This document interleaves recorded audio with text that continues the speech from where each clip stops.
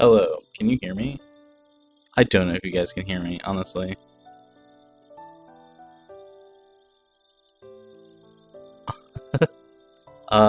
One second. I need to grab this. Can hear. Okay. It's a bit wonky. Let me do this.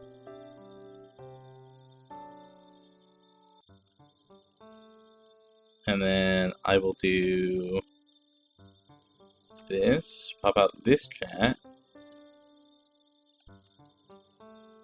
And put it here. You'll notice that the new chat is not on screen yet. Also, hi XDU. Hi. How are you? I hope you all are doing well. I hope you all are having a great day.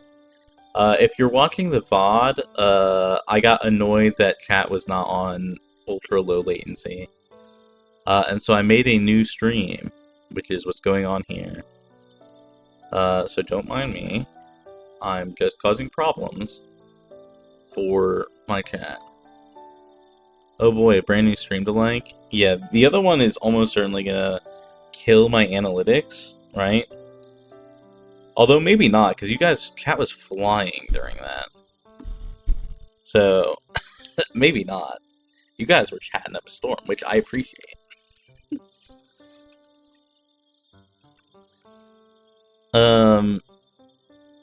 Okay, I don't need that anymore. I have this. I don't need this. Okay. Is it chat-based? No, but sort of. It's kind of based on a lot of things, but chat speed is a factor. It's one of the factors. Chat speed, watch hours, and, like, retention. So if they, like, click away, is a big analytics point.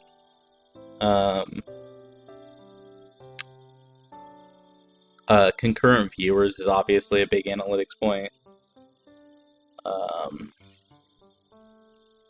But, like, chat rate, viewers, watch duration, that kind of thing, they're all, like, big analytics. According to YouTube, at least.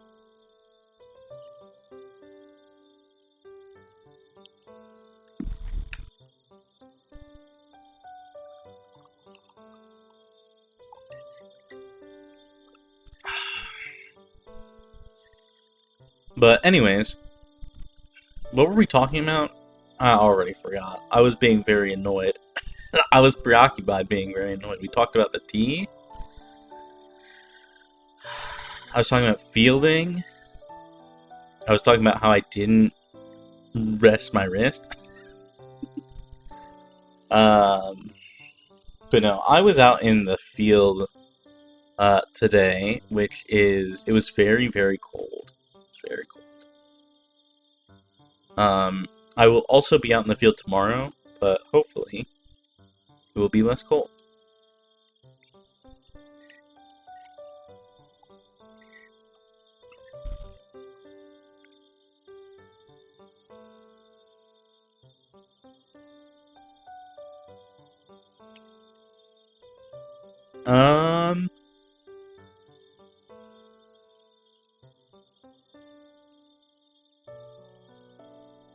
I have no idea what I was going to talk about. It's already gone. I'm so sorry. Oh, lordy. I got distracted by the whole new stream shenanigans. Now my brain is cooked. Alright, let's play some Scarlet Hollow, I guess. You all will have to let me know how volumes are. What do you mean nothing happened? True, I might just unlist the other stream, actually. Can I go do that? Do I do it here? No, I do it here.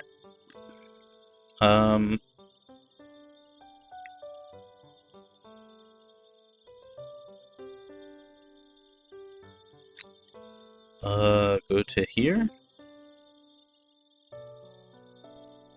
And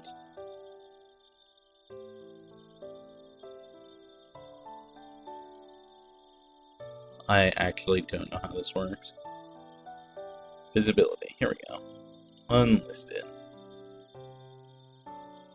There. Save.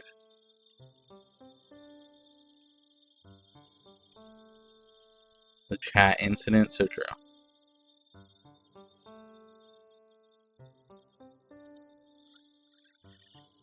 Oh, anyways, coffee, I think you're right. I think I should drink more coffee.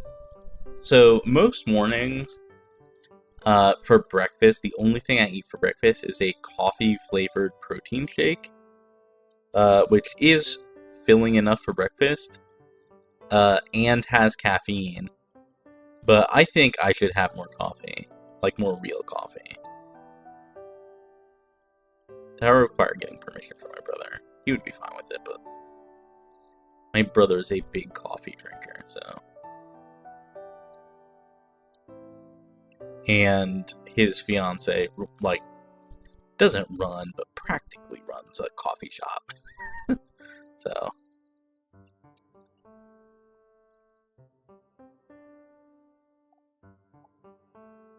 Real coffee, big coffee wins again, yeah. Oh, I remember what I was going to talk about. For those that don't know, I played Disco Elysium over the weekend in the Discord. And boy howdy, Disco Elysium sure is a game. I wasn't really sure what to expect going in, but I definitely got something that I wasn't expecting.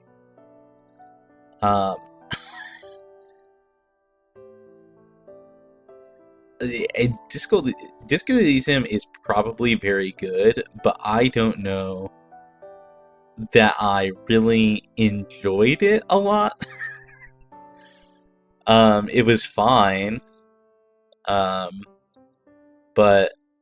never in my life have I ever wanted to roleplay a middle-aged alcoholic. And after playing it, I'm pretty sure that I never want to roleplay a middle-aged alcoholic. The game itself is very interesting, I will say. The setup is incredible. It's very, very interesting.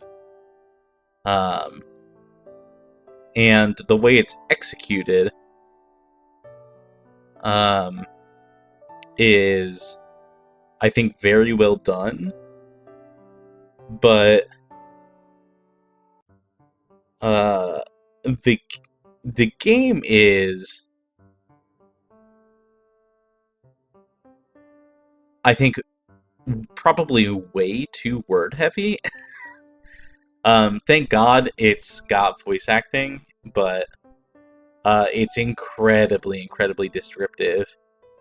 And also, a lot of the words that they use are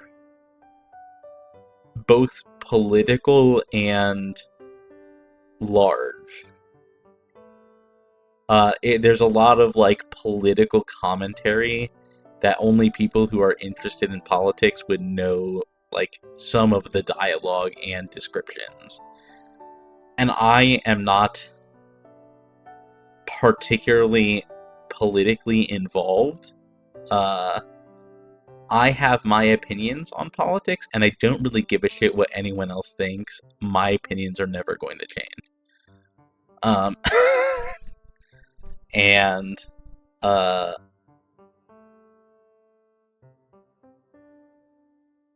the game is very much... I guess you can take different sides on a sort of political matter that I just don't really want to get involved in, I would say. Like, the game is centered around a murder case that was likely conducted by a corrupt union. And the corrupt union doesn't want to work for the company. So there's like a big negotiation happening between the company and the corrupt union. And also there's a third faction of people who don't have jobs that want to work while the union is not working. And I'm just like, I'm here to solve a murder. I don't really want to get involved in any of this. Like, I feel like the main character, whose name is not clear at the beginning of the game, at the end of what I was playing, I just figured out the main character's name. I feel like if I am an alcoholic detective here to solve a murder, I don't want to get involved. Like, if I'm putting myself in the main character's shoes, I'm just like, I don't think they care. I don't think he cares. And I don't think he wants to care at all about this, union corruption thing going on. And so it's like, it's something that you're like being forced to engage with when I feel like I really don't want to engage with it. I just want to solve the fucking murder.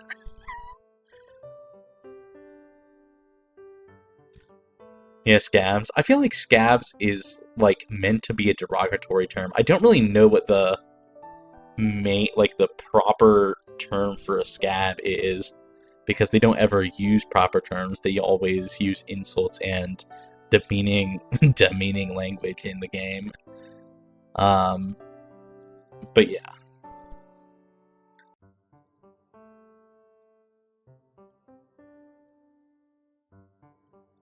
So, I don't know. I will probably play more of it again. But I maybe not more than one more turn at a time. I might play a little bit more to see if what we did keeps going, but I think the game is probably not for me, yeah. Because there's a lot of words about a lot of stuff that I don't want to engage with, and I just want... Like, I think the story of the main character, like, kind of getting their life together as they solve this murder case is interesting. But there's so much other stuff that I'm just like, I don't want this to be in my game. You know what I'm saying? Like, the whole thing about the very racist meathead who was actually a political commentary, but also very muscular. Like, I didn't care about that. If that's what the game is, I'm just like, I'm good. I don't really care about people arguing about communism and race ideologies. Like, people should just be good to each other, and that's it. Like, there's not a whole lot to think about when it comes to politics. Just do the best thing for the people around you. It's not complicated to me. But a lot of people make it complicated because money's involved. And I'm just like, money shouldn't be involved. So, that's kind of how I feel about the game so far. I don't know that it's going to be for me. Especially if the whole politics side of things continues to like really come up, like the political side and racism side continues to be like a central focus. But yeah. We'll see. If I can just focus on solving the murder, then I think I'll be fine with the game. Because the game is very interesting. And I think the way it's executed is very interesting. And I think it's very well done. But I think I might not be, like, the target demographic. The game is about shitting on every political side. Okay, well, if the game is a political commentary, then it's almost certainly not for me.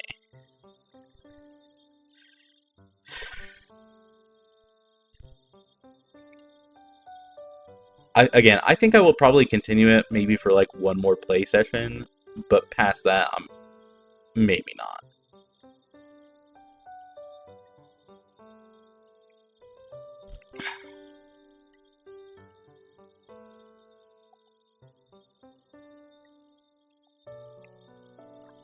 Okay. I finished my tea. Let me pop a lozenge. And we'll play some Scarlet Holiday. Let me know how the volumes go. Please and thank you.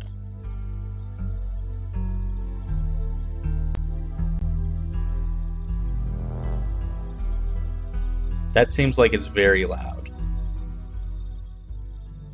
How's that? Is that better? Funny, the game will make fun of you for not engaging with the politics. I think that's fine, and I think that's fair, actually. Because the game is very political heavy. Sound seemed okay. It was a bit fun. Really? It was registering very loud. How's that? Is that fine?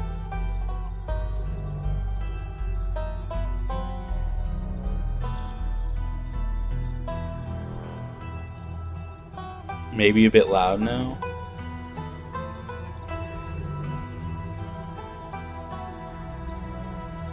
How's that? Okay, well, the music just went away. It'll be back here in a second. I think it was just the BGM needing pickup. Yeah. Okay, it's starting up again. Yeah, whatever, it's fine. Okay, no. I would like to get the BGM proper. It's good now? Okay.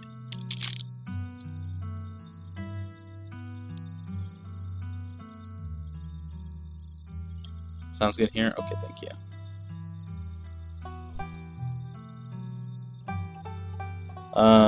I have voice volumes up quite a bit, but I don't think there's a lot of voice volumes, right? At least that I'm aware of.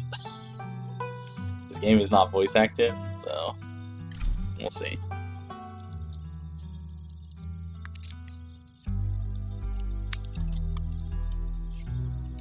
Okay. So when I first boot up the game, there was a quote that said something that I had in the posted in the other chat, and now it's gone. It was, "You won't be able to save everyone. You'll maybe not even yourself. Welcome home." I think is what it said. Maybe it's having some sound effects. We'll just turn it down as well. How's that?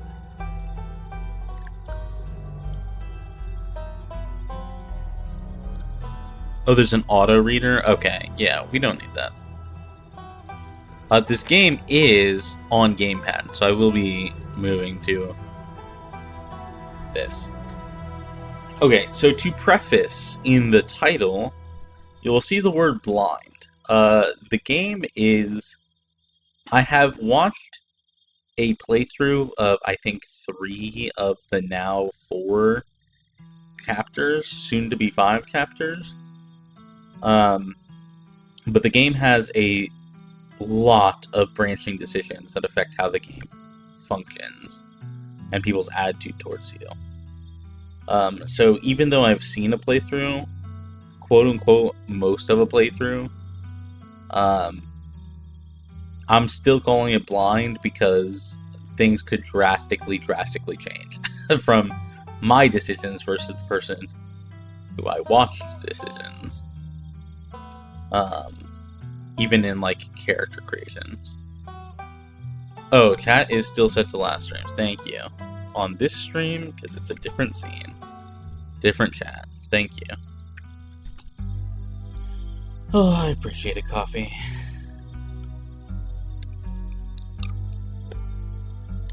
Okay.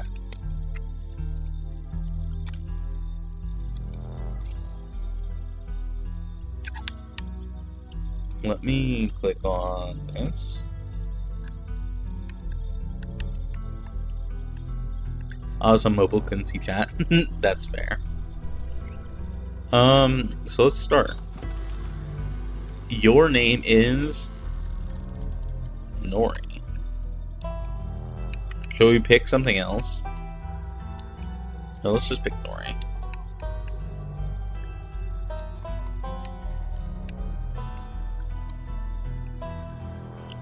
You live in the city of... Oh no. I don't think I've come up with lore for this.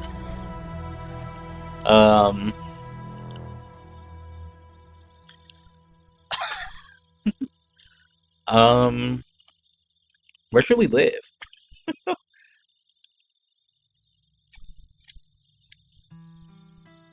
Obviously, just put your legal address.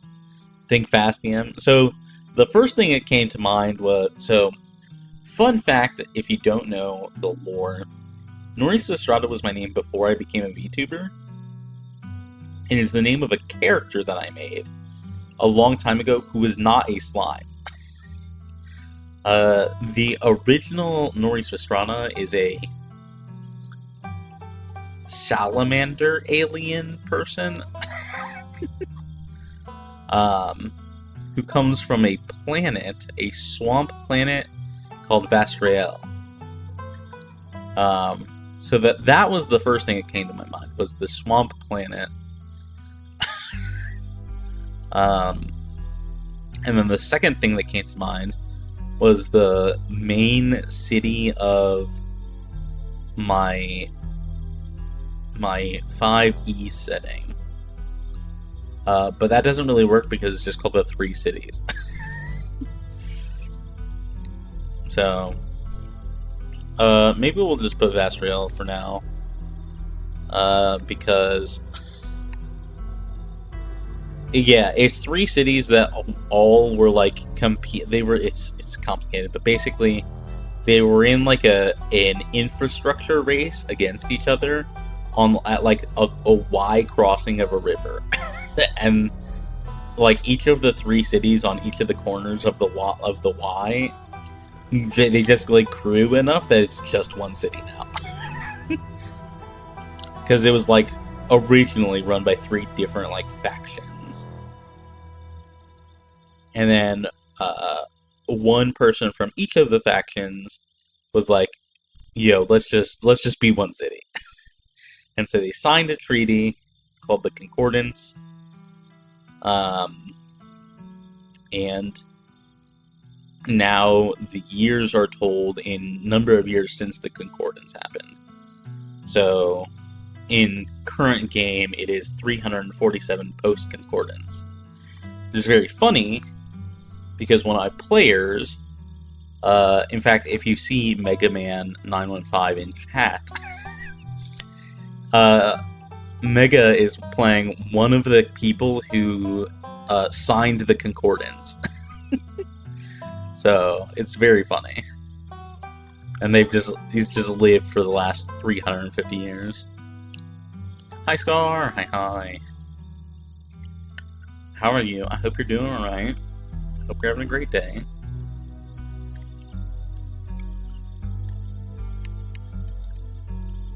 Old man? Yeah, he is an old man.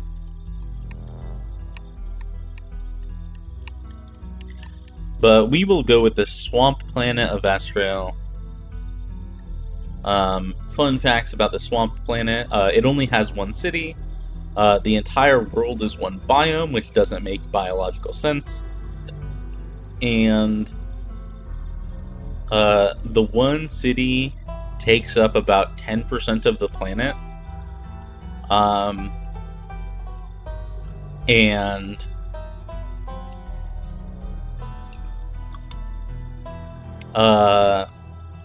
the further you get from the city, the more dangerous the planet is.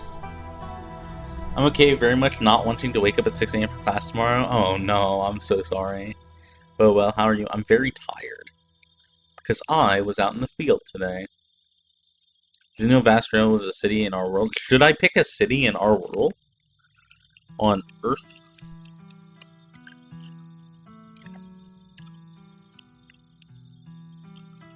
Geo Rainbow? I don't know what that means, Wiz. Is that a person? 6 a.m. for class sounds awful. Well, I'm pretty sure Scar has to drive to her university. And so 6 a.m. is like the wake-up time. Yeah.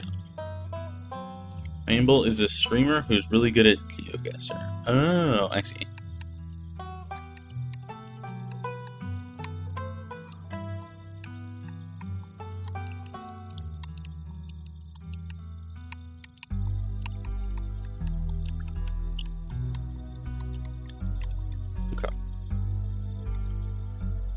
But don't be rent so worth true. You are. You are. Oh my god. Okay. So select 2 traits. Tough as nails, powerful build, the pinnacle of fitness, an imposing presence that commands the room. A mean right hook. Mystical. Strange and unusual. You see the threads of reality in ways others cannot. Talk to animals. You can talk to animals. Animals can talk to you. A gift and a curse. I really want to pick this. Is this Disco Elysium? No, but there's no like skills. It's just you select 2 of these, and these impact your options in game. But there's no, like, volition. Electrochemistry, you know what I'm saying? Street smart. Good at lying and hard to lie to. Fast talker. You can read people and read the room. No door can hold you.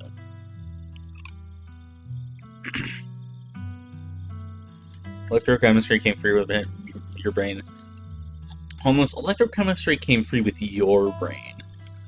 My brain does not have electrochemistry speak to me like that.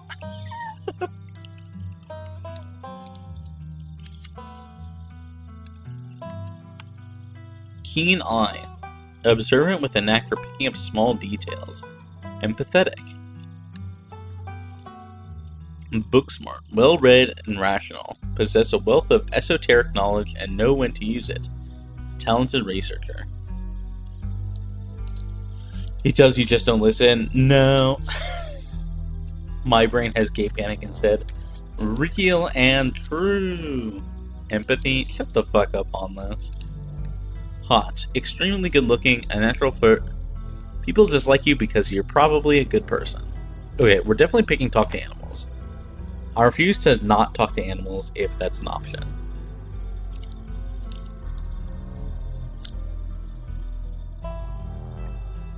I kind of want to pick mystical because this feels like it opens weird doors.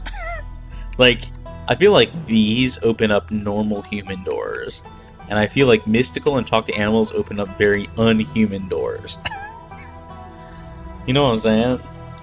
And so I want to pick these 2.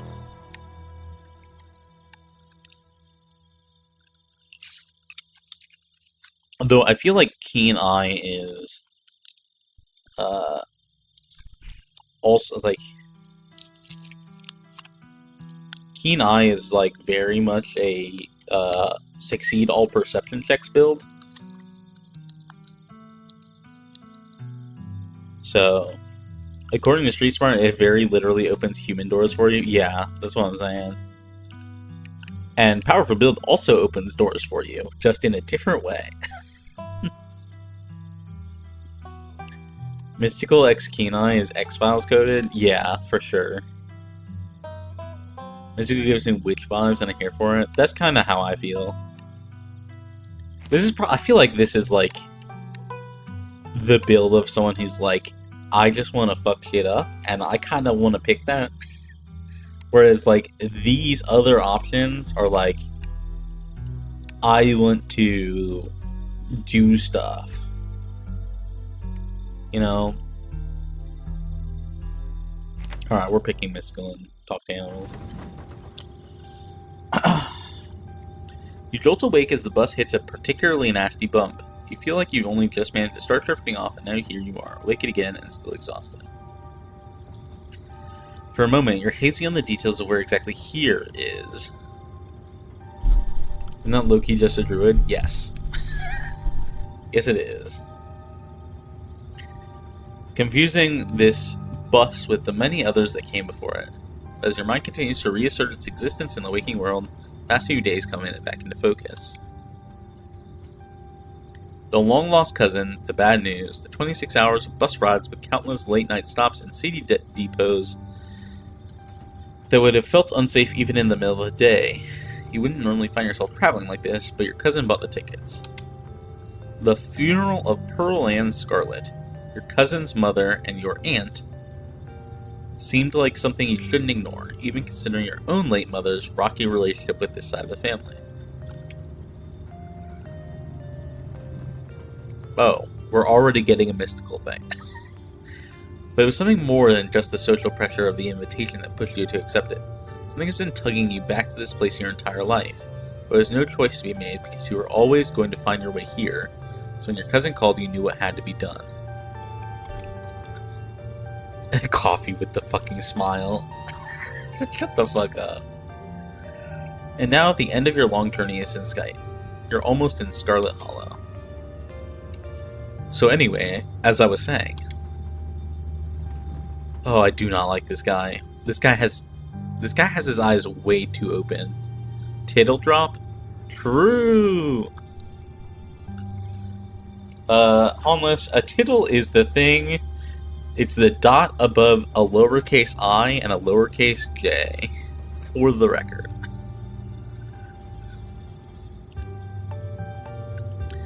Bro really has the OVO face going. This game is going to be the end of me with how often I hear my name. True. Oh no, he's still here. He's been sitting next to you for the past 5 hours, talking at you without pause. You're not sure he even stopped when you started to doze off. At first you thought he was just being friendly. That was several hours of one-sided conversation ago. Huh? Good to know. What is good to know, Honless? That Scar's name is Scarlet? Is that a surprise? How many caffeine patches is he on? All? Yes. I was up in Maryland looking for work, but mostly messing around because I was a dumb teen. What a tittle is? Oh. Yeah. A tittle being the dot over an I and J, and an aglet being the weird piece of plastic at the end of your shoelace are like the two random facts that just never leave my head. It's aglet. Weenus? I know what a weenus is, Scar. I think most people know what a weenus is.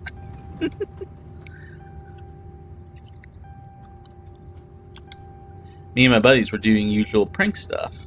You know, pushing joggers into the harbor, that sort of thing. Okay, this person's a bad person.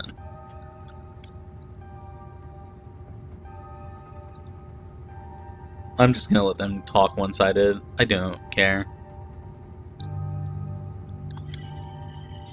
You do your best to keep a blank face. Waking up and by extension accidentally giving this man strange permission to keep talking to you was a mistake. So this girl comes up to us, swinging her purse, yelling about how she was going to call the cops or whatever. It was hilarious. God, this person is really a bad person. She actually hit my friend. He said it hurt a lot, so I guess she really was mad and not just playing. She kept swinging, and soon enough she lost her balance and fell into the harbor all on her own. We didn't even have to push her. We had a good laugh and fished her out, and her phone got soaked so she couldn't call the cops on us. We wound up hanging out all day. She kind of became my girlfriend after that, and we've been on and off for about a year, so it's pretty serious. Something tells me that if you were to ask the girl this, she would not consider this man her boyfriend. That's already the vibes that I get.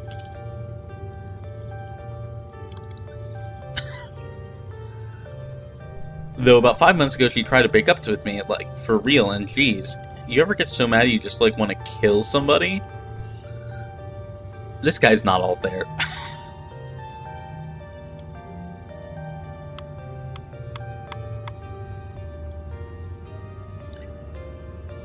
I have never felt that way about another person. I find it alarming that you have. I wish I could move this dialogue box up some. There's a lot of options.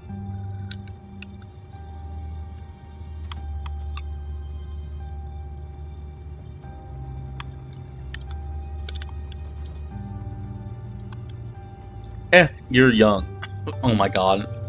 You'll get it when somebody tries to break your heart one day. It changes a person. Makes them think the things they never thought they could. I honestly could have killed that woman. I don't know that this woman exists, and if she does, I don't know that she's still alive. Anyway, she's giving birth to our son right now, so I'm trying to get up to Virginia to be there for it.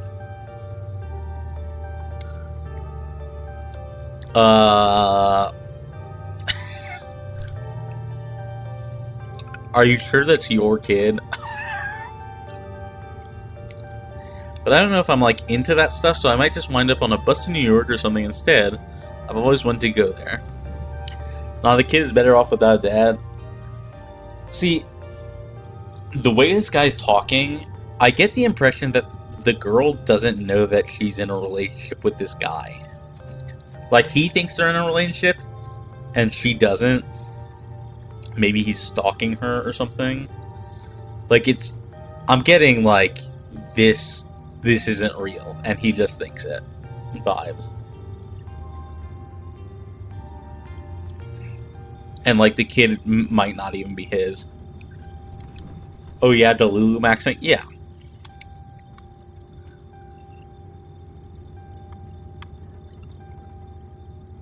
Remain silent. Fun fact, this guy is based on a random guy that devs, man. Oh god, this guy's a real? Oh no. You sit in silence as this man admits he's threatening to murder the soon-to-be mother of his child, a child whose birth he's currently missing and is considering ditching to go have fun in New York. Anyways, where did you say you were headed?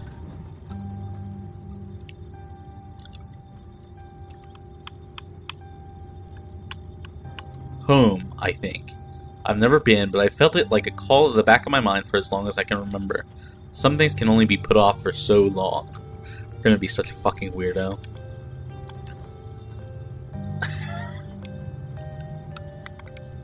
The young man anxiously shifts in his seat. For one perceptible moment, it's his turn to feel uncomfortable, where he catches himself and heartily laughs. Oh, you must be talking about Scarlet Hollow, right? Or the Holler, as they call it in the mountains. That's the only other stop until this bus turns around, so if you aren't getting off at my stop, you must be headed up that way. Almost nobody ever goes there. I'm usually alone on the bus by now. He's taken this bus trip multiple times. Though actually, I had a couple of buddies who went up there to work the mine. There's a coal mine up in the holler, so you see. And there's always a job listing or two on the boards around here. Never want to do that kind of thing myself. I like my lungs the way they are, thanks. But my buddies got desperate enough to try it. Never heard from them in a while now that I think about it. I should see if they're on Facebook. See how they're doing up there.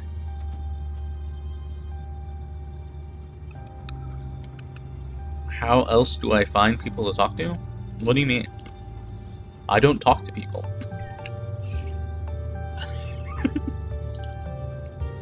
Listen, if you have ever received a DM from me in any capacity, you should feel very proud of yourself. Because I don't talk to anybody. Riding the bus to just talk to random people like this guy, I would never. I would never. At random people, true. Really, dude, though? Good. I think there's, like, one person, maybe, that I talk to, like, regularly, and it's Aki. Like, super, super regularly. Outside of, like, my brother, who I live with. And my mom, who I text with sometimes. Like, I don't talk to people. Wow.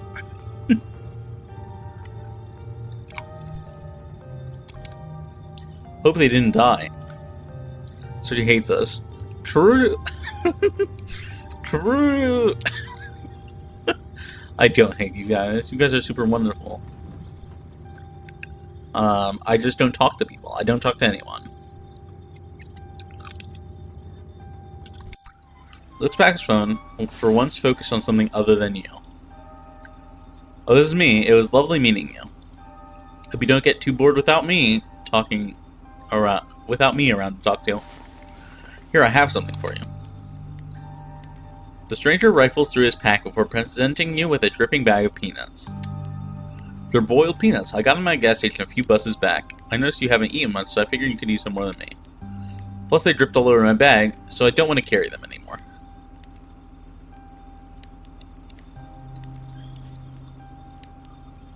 Bro, I'll be safer with you around. True.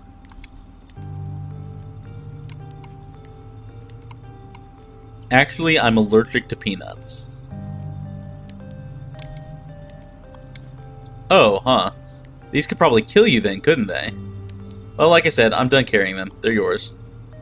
Man sets the peanut down on the empty seat next to him. The juices dribble out through the bottom of the bag into the upholstery, instantly soaking it in peanut brine. And with that, I leave you. Safe travels, friend. The fucking peanuts are still there. It's so gross. Just like that, you're alone. The stranger's peanuts soaking into the sea across from you. This person is an awful human being. And I hope the Debs were not offered boiled peanuts by the person they based it on. You do your best to hold your breath as the bus rattles to your destination. Next stop, Scarlet Hollow. End of the line. Almost there. The bus finally comes to a stop. Its brakes squealing as it deposits you in front of the Scarlet Hollow bus station. Sign reads bus station, but calling it feels disingenuous. At best, it's a kiosk. Though for a small town like this, you're amazed there's so much as a road, let alone a bus that drives on it every week. Probably drugs, so I take it. Oh my god. The driver quickly shuts the door behind you and starts the engine, kicking up dust clouds as he pulls away, eager to leave you and this place behind. Okay, I don't like this. I wish we could warn the bus driver about the peanuts. You know what I'm saying? Be like, hey bus driver, that random dude just fucking left peanuts all over your fucking seats. Hi warrior, hi, how are you? I hope you're doing well, hope you're having a great day.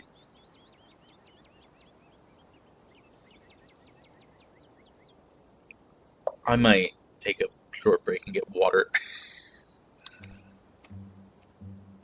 Hey Nori. You instantly recognize the worn young woman from the few public photos on her Facebook page. She's your cousin, Tabitha, and she looks annoyed to be here.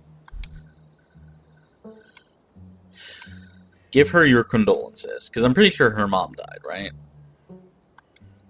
I'm so sorry for your loss, Tabitha. Yes, great, thank you. Let's get back to the estate. I don't want to spend any more time down here than I have to.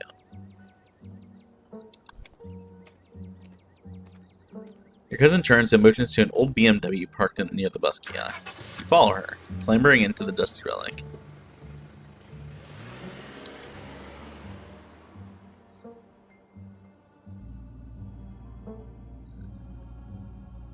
Gosh, she looks tired.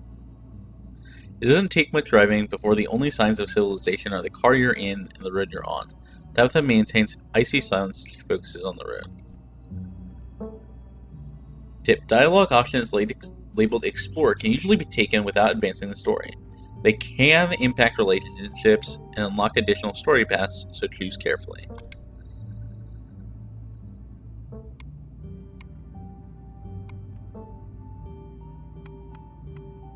I will ask, how are you holding up? And I think of these options, I think that's it. How are you holding up? Fine.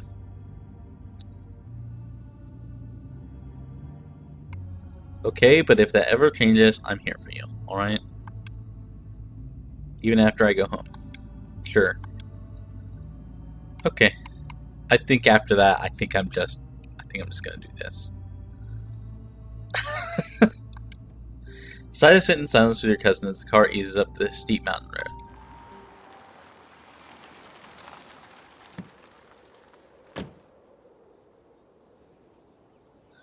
Both members of the Dead Mob Club is crazy. That's what I'm saying. That's not an option I think I would ever choose to say to anyone ever. Like, are you fucking kidding me? Who the fuck has that little tact? Other than the guy on the fucking bus. The bus guy would say that. Like, for real. Imagine taking empathy and saying that. For real. And here it is, the Scarlet estate. Though it's seen better days, its crumbling elegance is not lost on you. Someone used to cramp apartments in gray cities. It's also teetering off the edge of a cliff. Let's not ignore that. Your mother told you about this place many times before she passed, always with an anger burning beneath her words. The faded majesty you once imagined doesn't quite compare with what's in front of you. A jarring blend of opulence and ruin. As you stare at it, perched on the crumbling cliffside, can't help but feel like it's something that should have been left to rot a long, long time ago. You're hit with a blast of dusty air as you step across the threshold and into the foyer. Clearly all of the mansion is above a cliff. Yeah. For sure. Everything in this room has been here for much longer than you've been alive, each object cemented in place with layers of dust and cobwebs. You can hear doors creak on their hinges and the aches and moans of ancient floorboards as the house itself sways in the wind. This is incredibly descriptive. This is like proper, real, good description. Gosh, I like how this person writes. Welcome to our family's humble estate. Victor Creel's mansion? Why does that name sound so familiar? Victor Creel.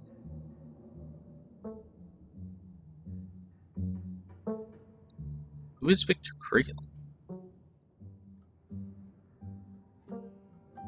Stranger Things? Okay, then maybe not, because I only ever watched the first season of Stranger Things. No, maybe I watched the second one. Although I'm not sure.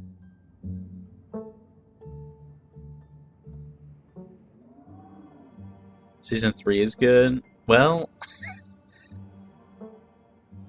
I heard it had a rough ending. Unfortunately, due to the current state of the house, only a few rooms will be safely accessible during your stay. I wouldn't go wandering anywhere else if you value your limbs. The floors have been known to give out. You know what's good for you? You'll stick to your room, your bathroom, and the kitchen. And hallways, I guess. But only the hallways you need to use to get to those places. Show you around so you know where it's safe to walk. You can leave your bags here for the time being.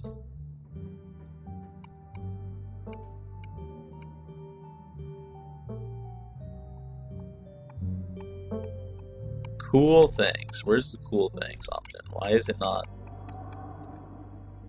Hello? Oh, I'm over on the side. Cool, thanks. Let's just get the tour over with. Follow me. Put your bags down and follow Tabitha through a long, dusty hallway. She delicately steps over holes and tears in the floor, and you do your best to trace her steps. Kitchen. On Wednesdays, a woman from town comes in and does the cleaning. Her name is Jamie. I wouldn't recommend socializing with her. She'll talk your ear off. If you need any food, there's fixings for peanut butter and jelly. Don't touch my mac and cheese or my ice cream. Those are off limits. Oh, and you can also access the garden through here, but it's pretty wild, so I wouldn't if I were you. Tip: some explore options prevent you from taking others. Choose carefully.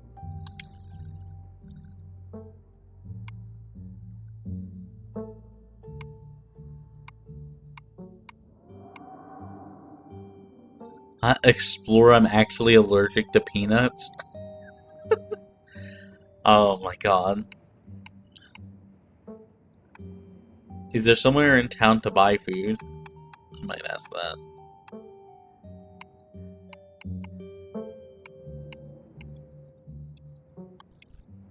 I want to eat something other than PB&J this week. Is there somewhere in town we can get groceries? Well, aren't you fancy? Yeah, there's a general store. There's also a diner. I usually order my food in bulk online though, so I couldn't be going with you. Sweet, thanks. Cool, good talk.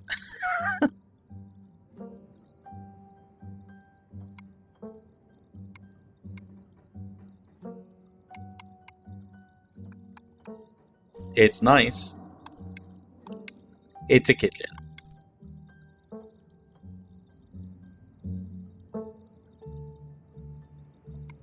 What if I want ice cream? Alright, what's next? Alright, what's next on the tour? Bathroom, follow me. Great, it's been hours since I've gone. As the two of you leave your kitchen, you pass by a tuxedo cat sitting on the countertop. Talk to the animals, approach the cat. Don't try to pet Frofro. If she wants to be pet, she'll let you know. Ne me parle pas. Frofro is French? Excuse me?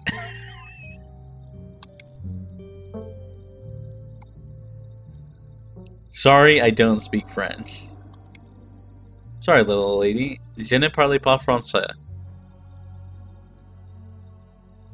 Holy, harmless, day ruined instantly. Of course, how typically American. I shall debase myself. Don't talk to me? Oh. I see. By speaking your tongue, but only so that I might insult you directly to your face, you uncultured swine. I love Frofro. Haha, very funny. Her name sounds French. Stop wasting my time and let's finish this tour.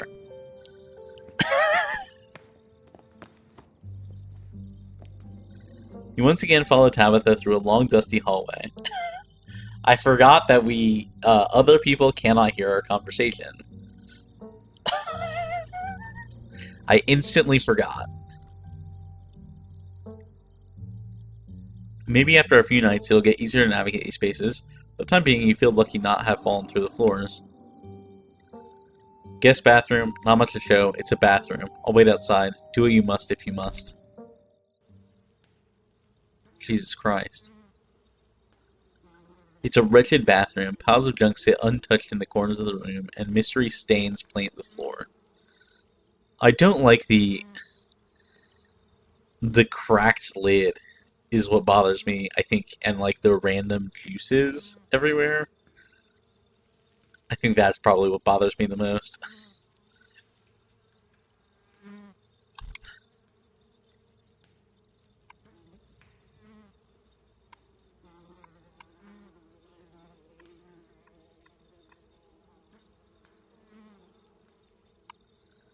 Are you sure this toilet works?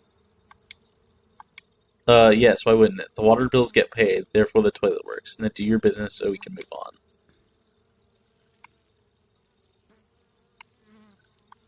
You silently stare at the monumental task in front of you.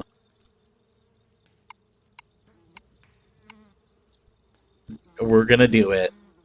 I apologize in advance. Lift toilet seat. Scram, fellas, the jig is up. Oh my god. Bugs skitter from the bowl as you lift the seat. You're good, actually. You aren't desperate enough for this. You know, on second thought, I don't think I need to go. Might as well try since we're here. Is there another bathroom? There's my bathroom, and there's my departed mother's, but this one is the guest bathroom, so you should get used to using it.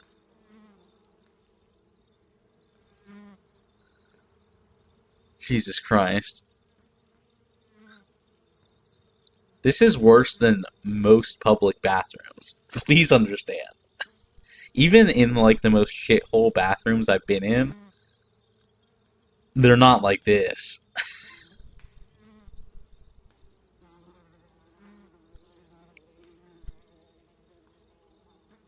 Nah, I'm good.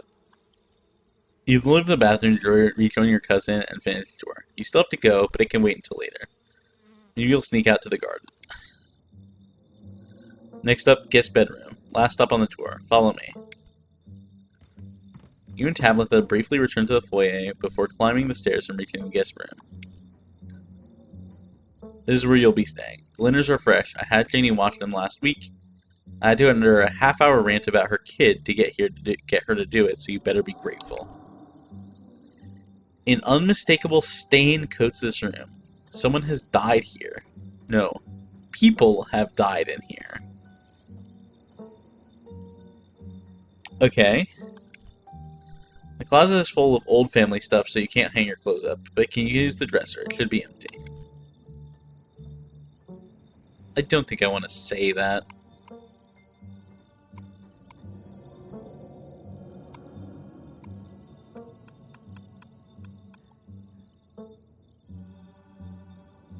That feels like a very rude thing to say to someone whose mom just died. Who used to sleep here? When? This house is almost 150 years old. Many, many people have slept here. And now you'll sleep here, carrying on the fine tradition of bedrooms being slept in. I like it. I guess I'll start to get settled. I don't need to comment on this person's house. It's very rude. Most of the options are very rude to say to someone who's, like, housing you. Follow me. I'll take you back to the foyer so you can collect your belongings. This concludes our tour. I'm afraid I must return to my duties, so you have to entertain yourself for the rest of the day. Don't expect too much of me. Tip: some dialogue options will open additional conversation paths. Some right away, others down the line.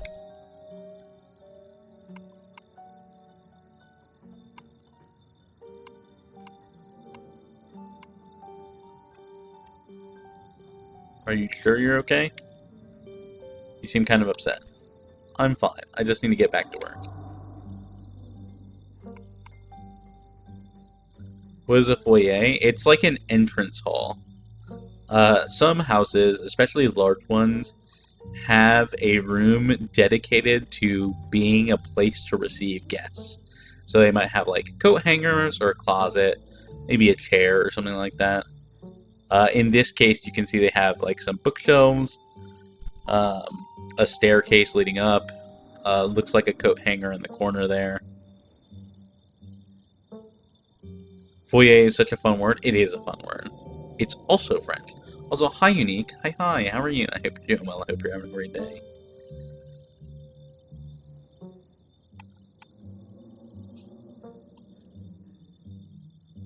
Where are you going?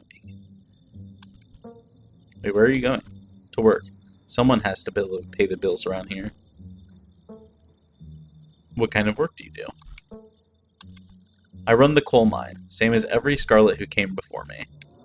Except for you and your mom. It requires a lot of time and concentration, so I'd appreciate it if you didn't keep me for long.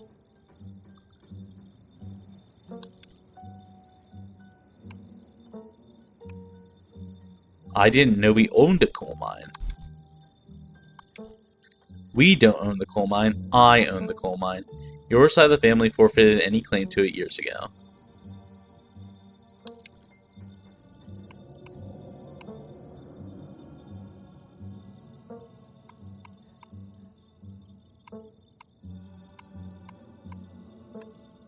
Hashtag girl boss.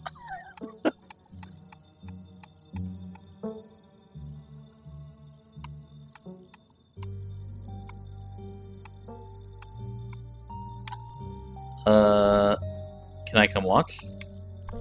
What? No, the mine is dangerous. I can't babysit you and do my job. Hashtag girl boss. I think I'm gonna say hashtag girl boss. Damn, I can't believe you're only in your 20s and already running a coal mine. Talk about hashtag girl boss. Don't patronize me. I know you have nothing to your name, Nori. Any other inane questions before I leave?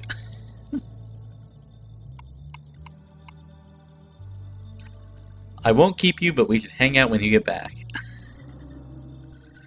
Wow, I mean, she just lost her mother, so I'm not gonna take it to heart, you know? I do kind of want to be her friend, though. I won't keep you, but we should hang out when you get back. We'll see. There's a lot of that needs to get done this week. Cousin leaves through the front door. Now it's just you. You and this sprawling, decrepit estate. Go straight to the forbidden wings of the estate? I think I'm good. A jelly sandwich sounds great right now. The only things louder than your stomach right now are the creaks and moans of this ancient place. Might not have told Tabitha about your peanut allergy. Oh, we actually have a peanut allergy now. That's very funny. But a jelly sandwich will do just fine for how hungry you are. We head to the kitchen.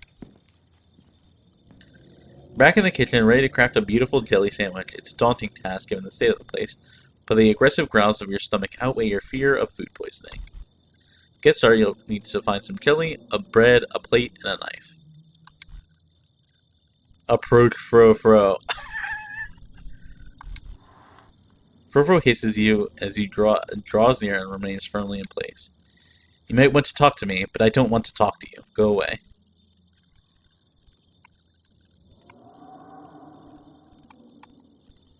Do you like living here? I despise small talk.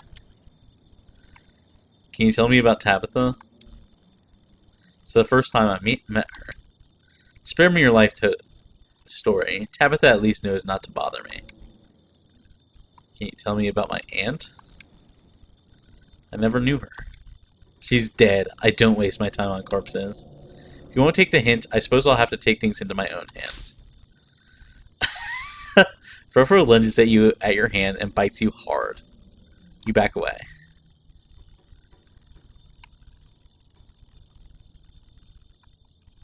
Very well.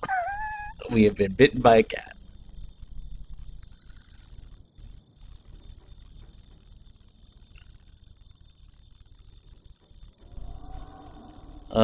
I guess we'll open the fridge. As you approach the fridge, your eyes catch a note taped to the door reading, "Janie, stay out," in all caps. Below it, in separate handwriting, are the words, "Okie dokie."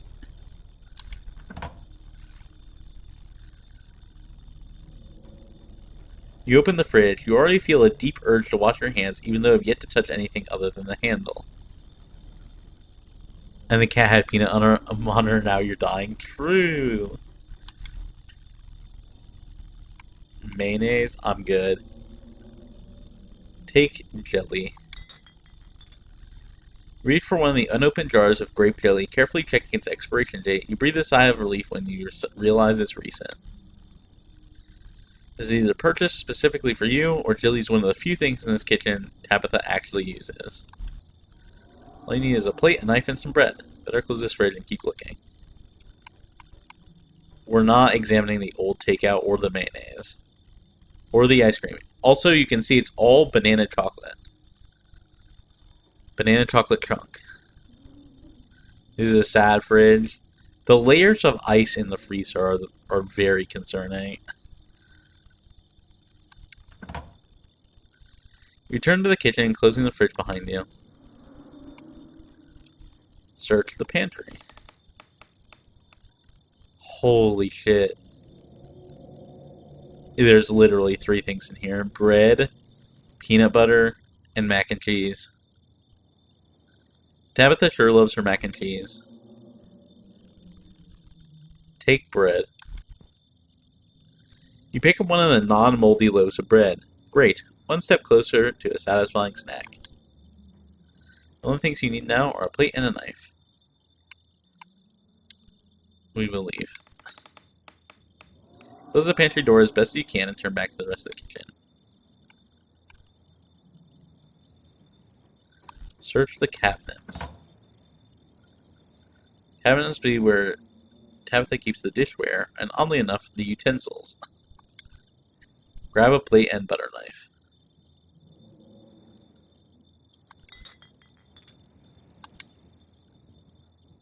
It is the last ingredient you need to make your jelly sandwich. Time to get to work. Close the cabinet and look back to the rest of the kitchen. Make that jelly sandwich. Despite the state of this horrendous kitchen, you have successfully combined your 2 ingredients to make a jelly sandwich. Congratulations, you can feed yourself. A job well done. All that hassle took you less than a minute to eat. The rest of your day lies in front of you. Let's check out the garden. Oh, it's moving. The garden was reclaimed by the wilderness long ago. It might not be very safe, but who's to stop you from venturing deeper? Any alcohol in this kitchen? No.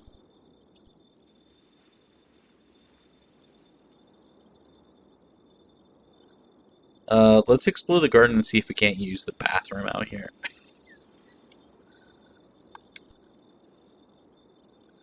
Wander further into the garden. It's quiet out here. Okay, we cannot.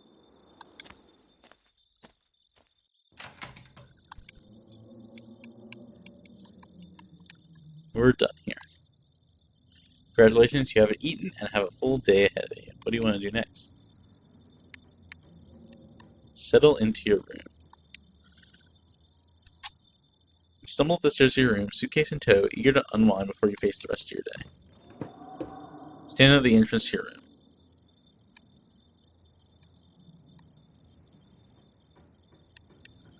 Put your spare clothes in the dresser.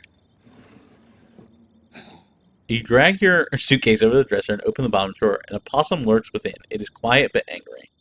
Afraid! My friend, I know hurt.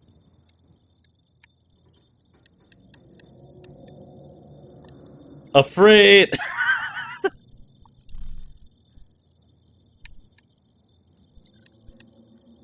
What's your name, little guy? I'm Nori. Dustin.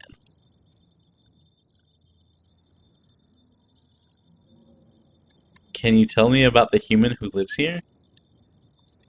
Which human? Pearl Ann died. Only one human lives here. Dustin not good with names. 2 humans live here. Can you tell me about the humans who live here?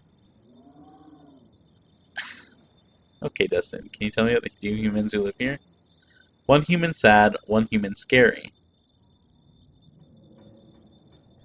The sad human. Cries. Gives Dustin bad sleeps. The scary human. Always watches. Eyes hateful.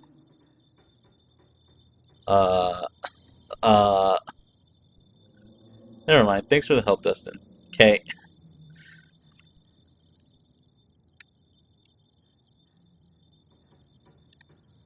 What are you doing in my drawers?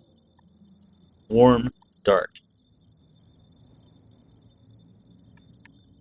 Should we make her clothes into a nest for Dustin? I love Dustin. Dustin is very chill. Unlike a French motherfucker. Of course. You poor thing, you look cold in there. Gently lay your clothes on top of the keychair, arranging them into a little nest. Dustin closes his mouth, somewhat more at ease than before, and looks up at you with his shiny black eyes. Human is kind to Dustin. Dustin will remember this. Look at him. See, this is why you take the this is why you take the talk to animals perk. For sure. You close the drawer, satisfied yourself with a job well done. Check the closet. Oh, I wonder if the other human is like the painting, maybe. Oh no, not the creepy doll. See why your cousin said you should put most of your clothes in the dresser instead of this closet. There must be decades of family history stacked up in here. We're leaving it. Some things are best left untouched, and you close the door behind you. Look out the window.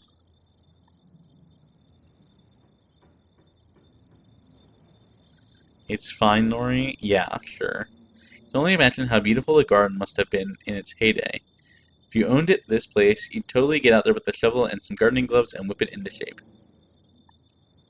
You go out and pull weeds, chop trees, carve topiaries, and do whatever you need to do to return to its former glory. And once it was all done, he'd sit by the fountain, which of course would have a little goldfish in it, and drink a floral tea while enjoying the birdsong. Just an old, long-abandoned hall in a room since people died in. Yeah. Coffee, you do not need to warn me any more than you already are. Yeah, you definitely do that. It's just wrong right now.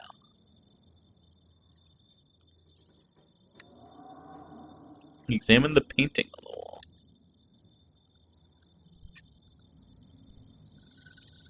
This must be an older relative of yours, judging by the dates on the inscription. You've never heard of her, but you barely heard anything about your aunt and cousin until a week ago, so that's not really a surprise. Maybe you could ask Tabitha about this Mary Bell Scarlet the next time you see her, as if she's actually in the mood for conversation. Let's not take a nap yet. Let's go do stuff. Should we go to the Forbidden Wings of the estate, or should we go to town? I kind of want to go to town and pick up food that's not peanut butter and jelly. Or I guess just jelly, since apparently we're allergic to peanuts now.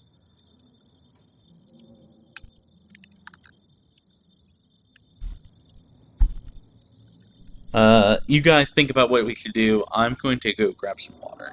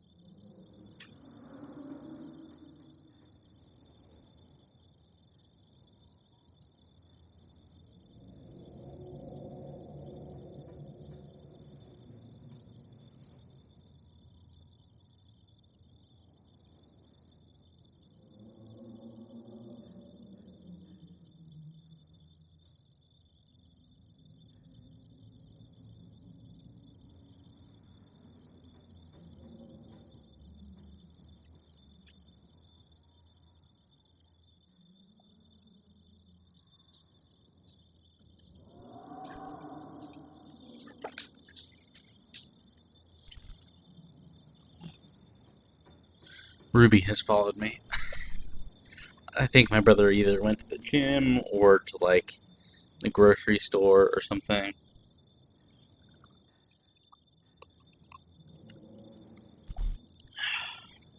So, the wub is here with me. Hi. It was a good girl. Yeah, you're such a good girl. It was a good girl.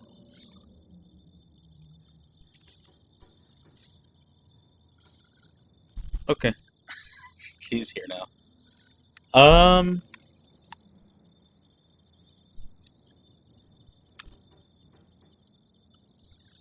let's head to town. Now that you're settled in, there's not much left for you to do here other than head out and explore the town. You do just that. If you'd known you'd wind up for having to walk all the way back to town, you probably would have just asked Tabitha to leave you at the bus stop, especially with how unhappy she seemed to see you. If only you could wipe the slate between you, two of you clean and bury some of the tension. But maybe her mother's funeral isn't the best time for something like that. You think? Then again, maybe it's the perfect time. It's really pretty out here. It is really pretty. Finally, you made it back to town. The holler, as that guy said on the bus called it, has probably seen better days. There's what, a town hall, a general store? That's pretty much it. It still has the feeling of an idyllic country town, but its sidewalks are cracked and many of the storefronts are boarded up, the windows dusty with age. A chill breeze sweeps down the lane, and you shudder, suddenly feeling as if you're peering into a grave. Oh, Puppo. Gretchen, come back. Quit bothering strangers. Oh, hello. Why I do declare, who is this stranger? The fucking dog. Sorry about that. Gretchen can be very slippery when she wants to be. She loves to get loose and cause havoc. In-game, doggo. True. It's nice to meet you, Gretchen. I'm Nori. My oh my, I can't remember the last time I met a newcomer who was so wonderfully polite. It is a pleasure to make your acquaintance, Nori. That was a funny way to introduce yourself. I'm Stella. Not too often I see a strange face up in the holler. Every now and then, there's a new crop of coal folks, but you don't look dusty enough for that. Oh, did she just blush? You're in town for the funeral, are you? The Scarlet funeral? Yep. Just got into town today. Wow, I didn't think there would be anyone else coming. Are you staying with Tabby? How's she holding up? On mention of your cousin, Gretchen mutters under her breath. One of these days I'll get that Tabitha to pet me. Okay. Our new mission in this game is to get Tabitha to pet Gretchen. It'll be like, we'll coax Tabitha like she's a feral cat. And we'll coax her like she's trying to get pet. After a long day at work, maybe. I haven't seen her since Pearl Ann passed, or for a while before that, now that I think about it.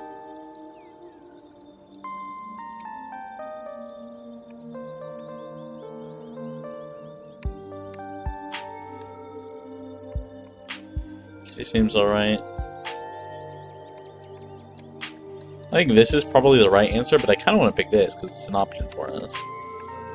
I feel like whoever I met today isn't the real Tabitha, just a mask she wears. I need Tabitha to kick me. Harmless, are you okay? I hope that's a metaphorical mask we're talking about. To tell you the truth, she's always been a little rough around the edges, but most people don't really catch on to that. I got censored like twice, by the way. Holy shit! Let me put on live chat instead of top chat.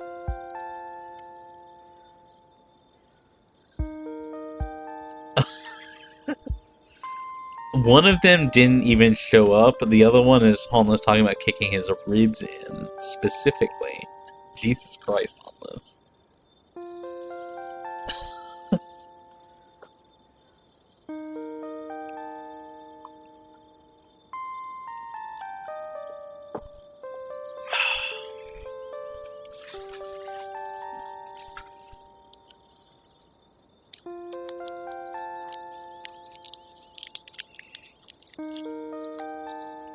Alright. That'll probably be good for her now that you're staying there, even if she doesn't think so herself. She's really not worth your time? Who the fuck says that kind of thing? How long have you known her? Quite a long time. The town's really small, so everybody's known everyone as far back as they can remember. Tabby and I got a little close when we were both in the school's production of A Midsummer Night's Dream. I was Puck and she was Mustard Seed. Having never read or watched A Midsummer Night's Dream, I have no idea who these characters are. As you might have expected, she was more than a little prickly. I managed to soften her up a bit in the end. But then she graduated, and that was that.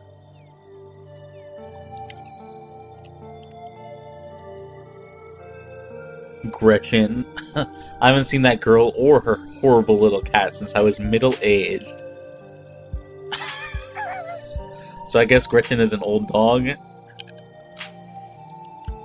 Oh, before it slips my mind, if you're staying up in that spooky old mansion, you must have met Frofro. How does that monster fare?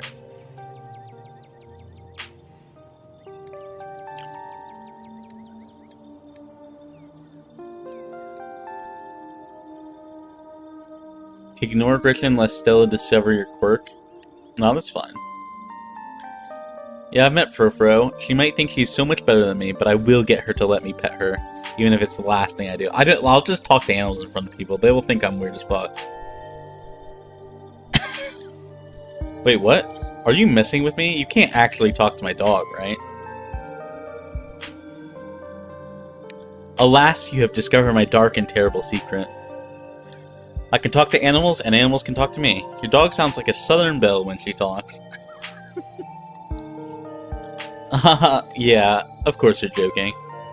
You and Cell may contain silent, awkward contact. Hell, see, this is the vibe I was going for. Hell yeah. Well, next time you see that devil, please send my regards, and do let her know that not only do I still draw a breath, I am very much still plan to outlive her. I like it. Oh, if you just got to town, you must be starving. I was just on my way to the diner for a coffee. They've got amazing biscuits. My treat.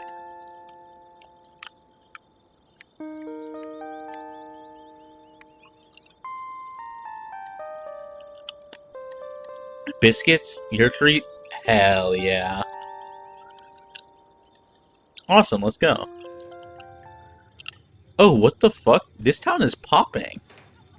Granted, it's the only place in town, but it's still popping.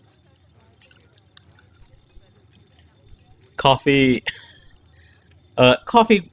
As in coffee gremlin. What kind of coffee do you like?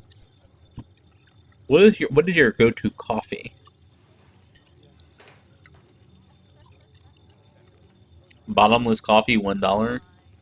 Yes. Okay. But be specific. What kind of coffee do you drink the most often?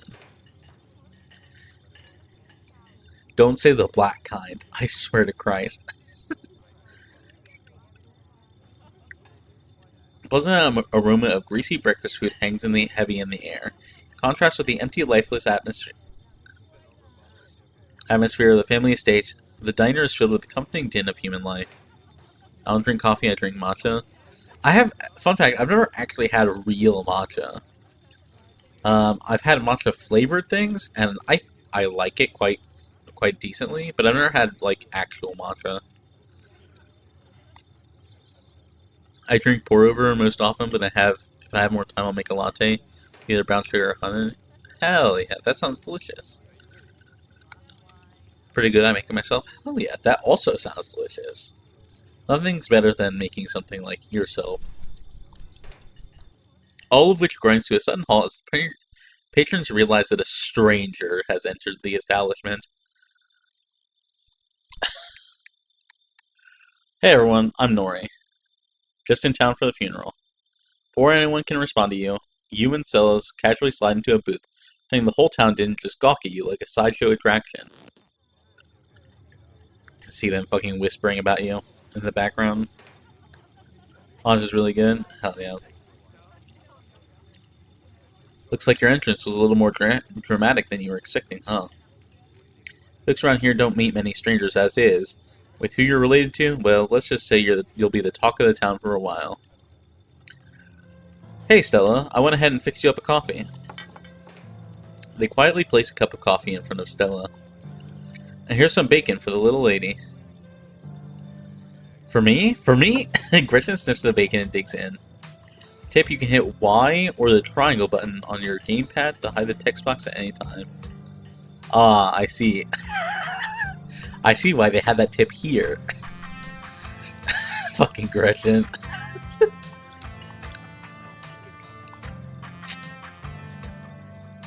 Anything for you? The name's Avery. I'll be taking care of you today.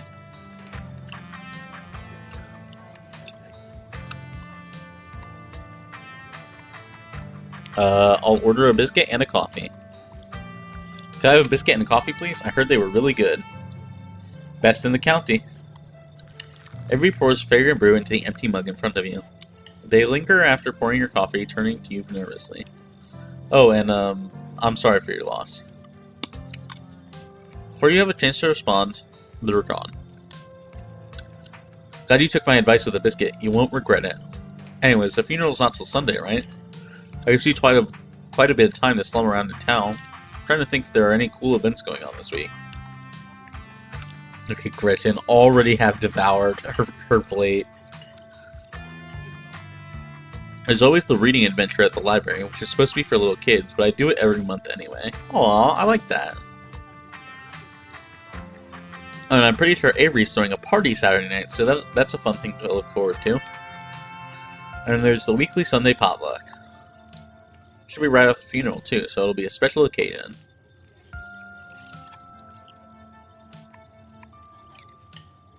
Sounds neat. Maybe I'll check some of these things out. Anyway, those are all the big events I can think of. As for the day-to-day, any idea how you want to kill time for the rest of the week?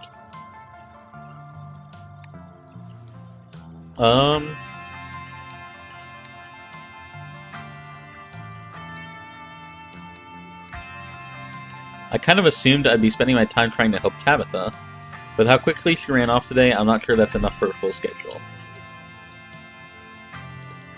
That's really sweet of you, but you're right. They'll definitely still leave you with plenty of time to kill. Have you thought about exploring the local trails at all? I'm usually out there a few nights a week for my job, and I'd be happy to show you around. Before Stella can finish, Avery returns biscuit in tow.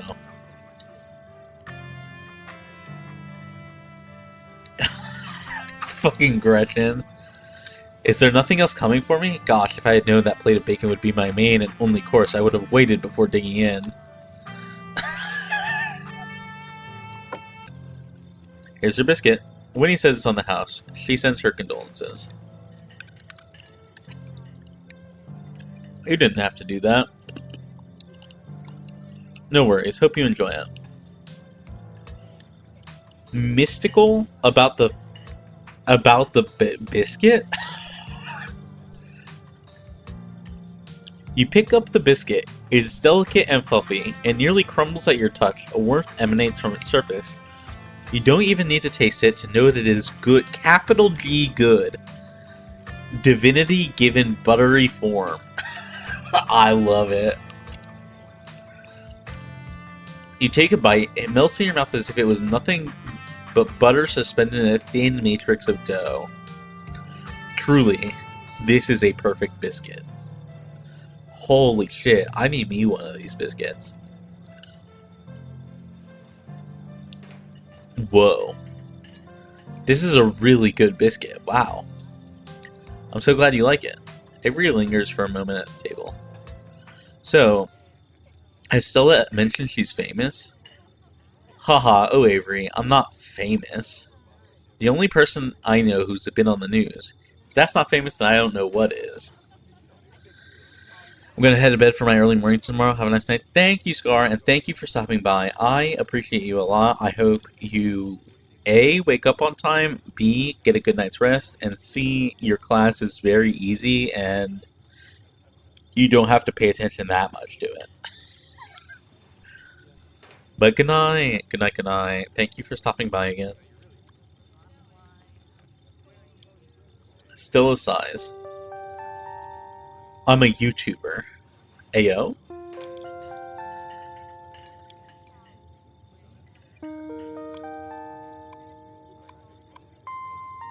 Oh, you and everybody else. Me included. What kind of videos do you do? Cool, what kind of videos do you do? She hunts cryptids. You should check out her channel, Nori. It's amazing. I think the best video to start with would be the river one. You know, the controversial one. Oh yeah, the Catalba River Runner. I didn't expect much footage at the time, but it really wound up doing numbers. So the River Runner is a cryptid that only known from a single sighting. 2 Boy Scouts thought they saw something big and weird in the Catalba River, and that's all I had to go on. But then I wound up catching this on camera. What is that? Okay. Let me see if I can't read this. 1 second. I might get really close to the mic. Catalba River Runner. Hidden Appalachia is the name of the channel. In the recommendeds is Haunted Ice Cream Parlor, Scared in the Woods 3, and Lo-Fi Beats to Chill Study 2 with a raccoon.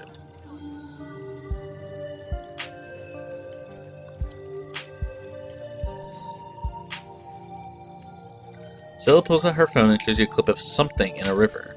Some folks said it was a beaver. If that was the case, it'd be at least twice the size of any beaver I've seen. I also had people saying it was a dog, or even a capybara that must have escaped from a local wildlife sanctuary. Gretchen, it was a mountain lion. I could smell it stink from miles away. Gretchen is like, holy shit. Gretchen looks so sad. I don't see it. Yeah, I'm not sure. I'm still not sure what it was, and I'm the one who saw the thing with my own 2 eyes. I'm gonna say Gretchen thinks it's a mountain lion. You decide to share Gretchen's insight with Stella and Avery. Gretchen seems to think it's a mountain lion. Haha, very funny. You may have gotten me earlier, but I'm onto you. You're not going to trick me into thinking you can talk to my dog. As for your theory, no way. It is absolutely not a mountain lion. There are no mountain lions this far east. I had a whole video on the Appalachian mountain lion myth and found Jack squat. And there's no reason one would be swimming in a river like this. They're not fans of water. And the body is too long. No way. Personally, I'm a fan of the capybara theory, says Avery. There's always people keeping those things as exotic pets. Kind of a sewer gator type situation. Yeah, exactly. Some exotic pet owner set it free, and now it will forever roam the Catawba, confusing Boy Scouts and YouTube commenters for years to come. So speaking of things to do around town, I was actually planning on filming this week's video tonight. I was wondering if maybe you wanted to come along? It's a pretty easy one this week. We wouldn't even have to camp anywhere. I'm gonna go after the... Wait, no spoilers. Do it? I'm definitely doing it, don't worry. I should probably get back to it instead of staying around chatting with friends anyway. See y'all around. Accept it. I already said I was accepting it. Chill. Now that the coast is clear, I'm going after Skunk Ape. Interesting. Tell me more. Well, it's kind of like Bigfoot, only smellier.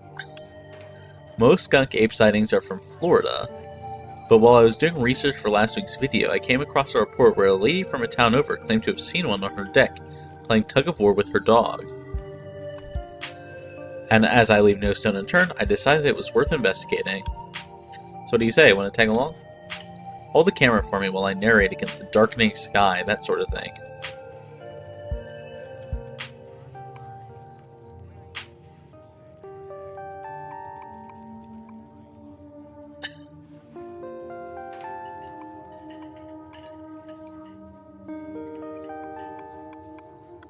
Okay, where is the yes? I wouldn't say yes like this. Are you actually asking me, a stranger, to follow a girl I just met into woods unknown at night to chase after dangerous beats?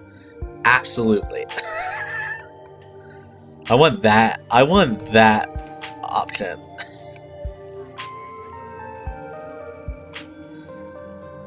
Absolutely. I'd love to come along. That's great. It's been a while since I've had anyone besides Gretchen out there with me. It's gonna be a lot of fun. I actually started the channel with a couple of buddies of mine back in middle school, so it would kind of be like a blast from the past. I miss those two. Our videos were terrible. And that gets me thinking, I wonder if they'd be down to come along with us. Get the old gang back together. Though I guess Kanika has to close out the general store tonight, so I'm pretty sure she's a no-go. But Reese, I think there's a decent chance we could get him to come out of his cave if he's up for it. Mind if I make a quick call? Stella pulls out her phone and dials it while waiting while it rings. Reese, dude, what's up? Feels like it's been forever. Oh man, I'm sorry to hear that. Do you want me to come by, or...? Okay, if you're really sure, but if you change your mind... I was just calling to ask if you wanted to come out of the woods tonight. I met somebody cool in town today. At least Tabitha's cousin. I know, yeah, just here for the week. Anyway, we're going out to look for skunk ape. Take the easier trails, if that would help. Dang, man, that sounds awful.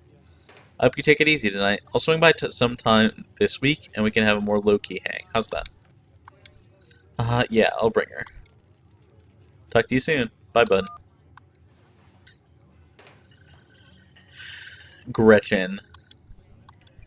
Reese. There's always been something off about that boy. I never did like the smell of him. Looks like it's just you and me, pal. Is he okay? He's not feeling well, that's all. He's had a lot going on in the past, 10 years or so. But I feel like it's gotten a lot worse recently. I can't remember the last time I saw him leave his house. Oh well, it's not my place to talk about, really. I just got a little excited thinking about having him along again. He's hilarious, you'd love him. We should swing by his place sometime this week. That'd be nice. I'd love to meet your friends. Awesome, I'll make it happen.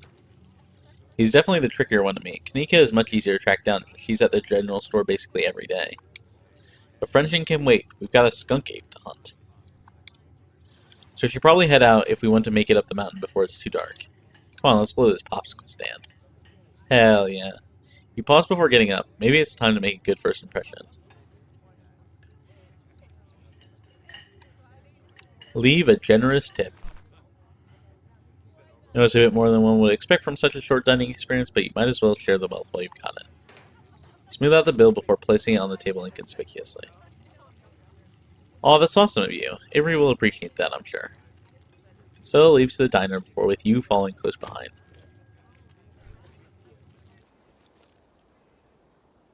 It hadn't been very cold when you first arrived in town, but as the sun dips closer and closer to the horizon, a chill descends upon the hollow, and you see your situation with renewed clarity. You're in a new place, far from civilization, and the people you know, following someone you just met into a dark forest in search of monsters. Hell yeah, we are.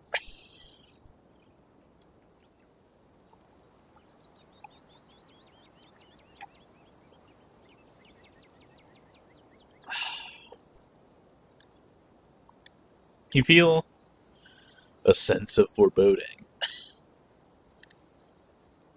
which only seems natural considering where you are. Your instinct screams at you to leave, but at the same time you're curious to see what the night has in store for you.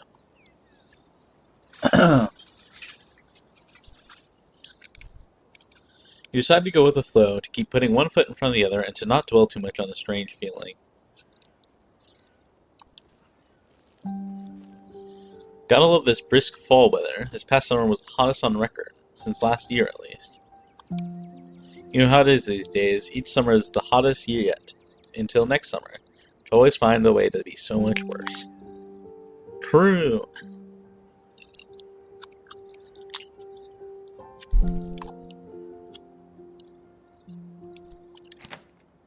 Oh, what? What just happened? Why is my controller not working? Oh, there we go. We might as well save. I didn't even think about saving.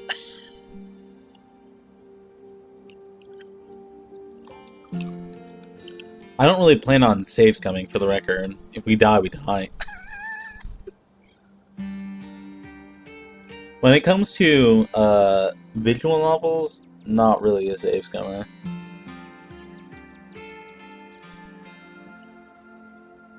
I live and die by my choices. That sounds so dramatic. It's just nice to feel a chill in the air and see the leaves change. Like normalcy is restored, if only for a moment. Sorry if that was a bit of a bummer. Talk about something more fun, like skunk apes.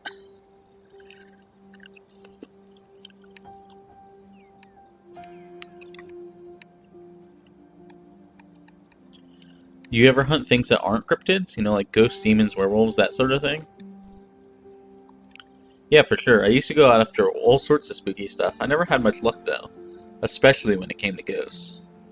Back when I first started doing solo videos, I'd go into all sorts of old abandoned buildings, hoping I'd stumble across some sort of activity. But nothing ever happened. It was always just me and my camera in an old house getting worked up over a gust of wind or a creaky floorboard. When all is said and done, I've just been a lot luckier with cryptids. I want to believe in ghosts so bad, and I can't rule out the possibility that there really are true hauntings out there. But if there are, I sure as heck haven't seen them myself. Werewolves I kind of lump into cryptids.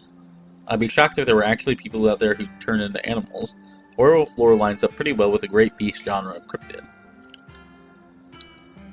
As for demons, I don't know. I honestly don't even want to consider the possibility they exist, because if they really are out there, a lot of folks are doomed to an eternity of flames. True! So let's all hope all of that's just bunk, am I right? What about aliens? Damn me. On list. Don't even get me started. Did you see those UFO videos the government declassified? Aliens are definitely real, and they absolutely have visited Earth. Like, I believe in aliens way more than I believe in cryptids. Gretchen, the dog. I adore my darling Stella, but she gets the strangest ideas in her head these days. Ever since her parents went away, she's been more and more foolhardy with all this critter nonsense. You don't see me hunting aliens out here because we know they're real.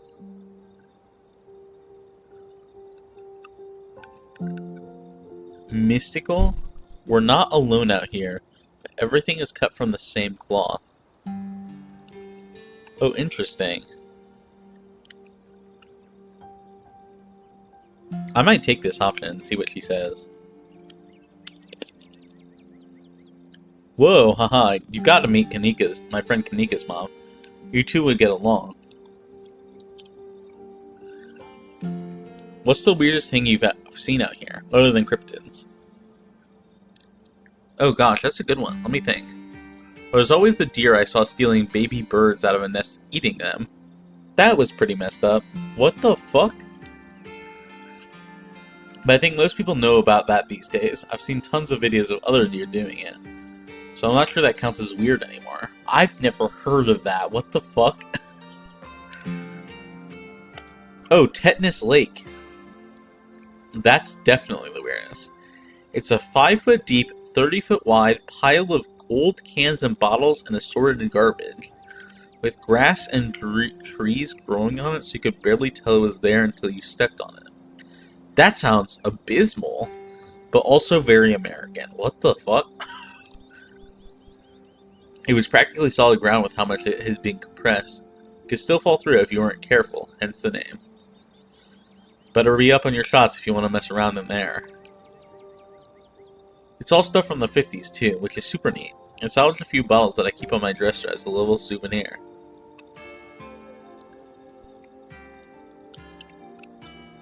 Let's move on. Did you hear that? Whoa. Oh, calm down, Gretchen, you old mutt. Oh, Duke, you rascal. Ooh, sorry for getting spooked, Duke. I thought you were some creatures of darkness. Nah, girly. Just old Duke.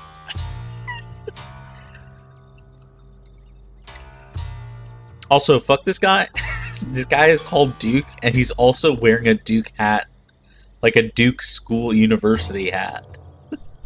What the fuck? It makes me wonder if Duke is actually his name, or if he just is called Duke because he wears the hat so much.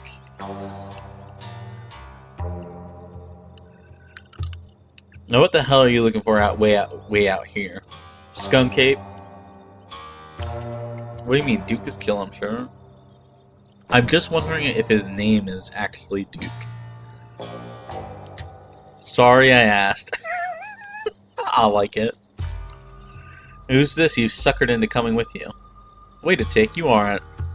Is that? Yep. I see. Welcome to the holler. I feel like I should be giving all these people southern accents.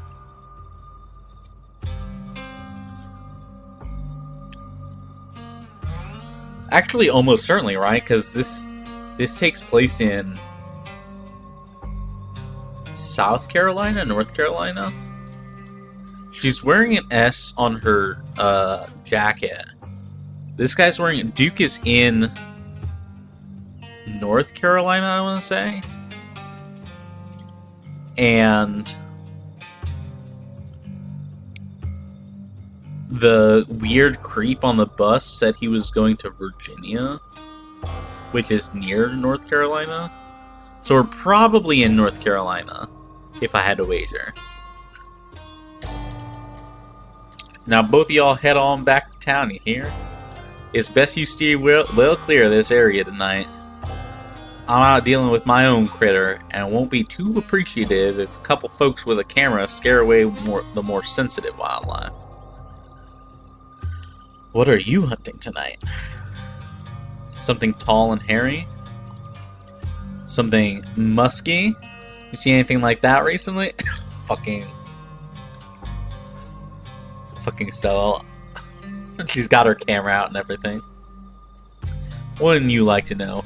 You never could stay in your business, Stella Richmond. Put that damn camera down. Oh, come on, Duke. Maybe I can help out. I'm pretty good at tracking. You know I learned from the best. That you did. But I've yet to see a shred of proof that you listen to any of it. The way you tromp around these woods at night yelling about chunkabungas or what have you. I like this guy. He's like classic, really old, white, just like, dude literally has a shotgun. Hunting in the woods at night. Like, come on. Farm guy? Yeah. This guy is a classic archetype. Something's been getting at my chickens. I've lost 3 this week and can't afford to lose many more than that. Huh, I wonder if Skunk Ape has a taste for chicken. Now see, this is why I don't come to you about these things. It ain't no Skunk Ape, whatever the hell that is. I know exactly what this is, but I know you won't believe me if I tell you. Oh, Duke, you don't think it's... I do, actually. It's those damned mountain lions. They're out there, Stella. I don't care what your little investigation turned up. You haven't been out in the woods as long as I have. Those sons of bitches are sneaky. Of course you wouldn't find any in one night of tracking. And I know for a fact that's when we can get at my chickens. It couldn't be anything else. I'm telling you, man, mountain lions are extinct in these parts. There hasn't been an actual sighting since the 1990s, and even those were iffy. Gretchen. It's true, there are mountain lions out here. Sure as sin. They pee on all the best trees. I can't believe you go out there and you're on your YouTube saying some river monster spotted by a couple school-aged Boy Scouts have been 100% confirmed. Yet Appalachian cougars are some kind of far-fetched fantasy made up by geezers like me. You make me look like a fool. I read those comments people were posting on your video. I'm sorry, Duke. I didn't mean to stick anybody on you. I just don't think it's plausible. You'll eat those words when I come carrying a mountain lion corpse out of the woods at dawn. This guy is classic. And if you two don't want a face full of buckshot, I suggest you run home and stay out of the woods tonight. As Duke's words leave his mouth, an existential dread begins to pull at your chest. Something is waiting for you deeper in the woods. Whatever it is, the 4 of you are bound to meet it, and it will change you forever. Jesus Christ. That's not good. I don't think this night ends well.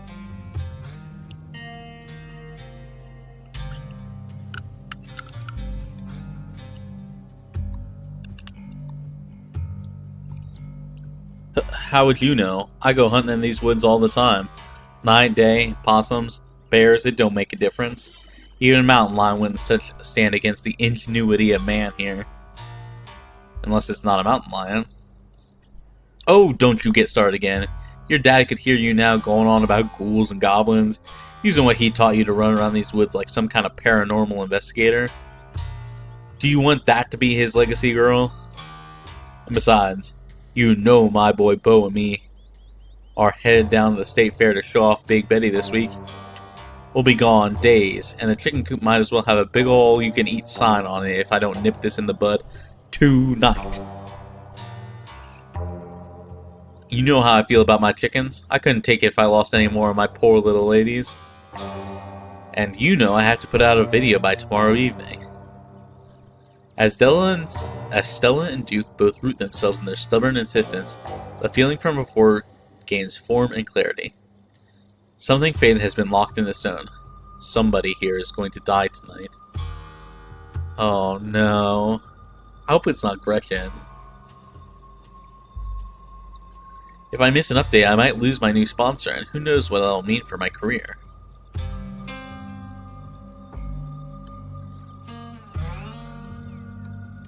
I'm gonna warn them. I'm gonna do my best to warn them. We all need to get out of the woods right now. If we don't, somebody's going to die tonight. Why even try to warn them? Fate is fate. There is no resisting it. You know this. What is that supposed to mean? Are you trying to threaten me? I don't know. It's just a weird feeling I get sometimes. A weird, bad feeling. It's never wrong. Are you trying to say you're psychic or something? Don't count on it. It's just a gut thing. I wouldn't call myself psychic. Why would you say yes to the guy, either a shotgun? Yeah. The guy with a shotgun? That's probably a typo, yeah. I just would never, like... If a guy with a shotgun told me not to be in the woods, I would not be in the woods. You know what I'm saying? There's a whole thing about, like, purple paint, I believe it is, that's, like, a sign that's like, hey, do not be in the area, because you will get shot. And I feel like that's what's going on here. You know?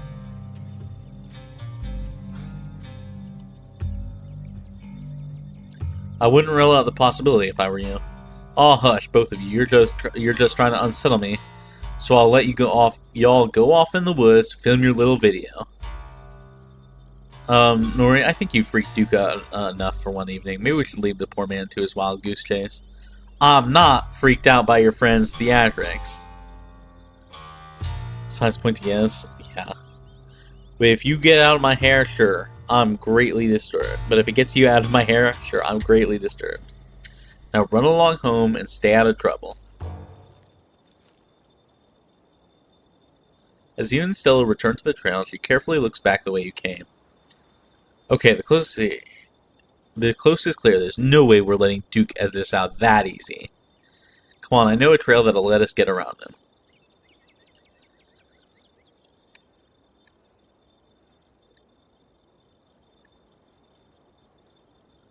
No way, not with Duke and his shotgun out there waiting to blow our heads off. I like my head intact, not blown to pieces, thank you very much. Well, I understand your fears, Nori. This is an opportunity for once in a lifetime and for adventure. Seize it while you can. Aw, Gretchen wants us to go, so we have to go. You don't have to worry about old Duke. I've been tracking out with him before. The old man sounds like a truck crashing through the trees when he walks. Even if we do cross paths, we'll hear him long before he catches wind of us.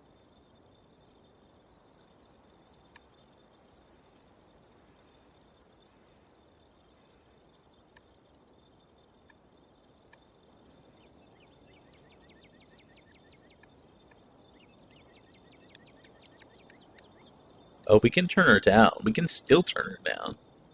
I think I'm gonna go, though. I am worried about her and Gretchen and Duke. And maybe if I'm there, the protagonist power will let me stop whatever happens.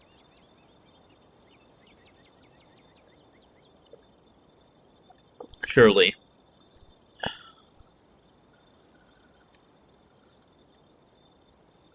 First one? No.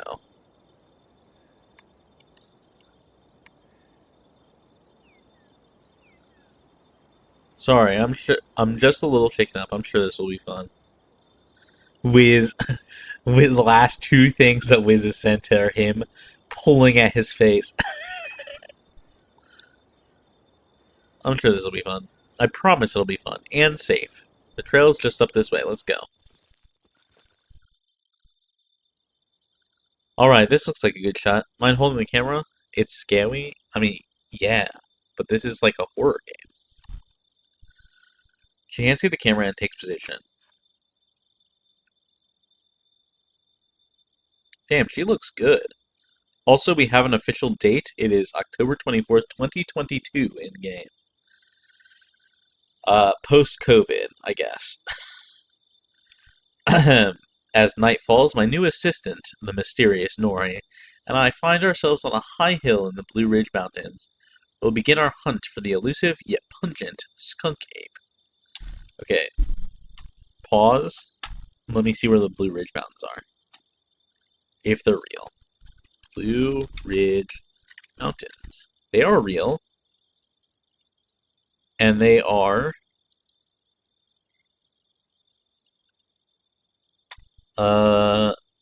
mostly in North Carolina, Tennessee, and Virginia. But mostly in North Carolina and Tennessee. So.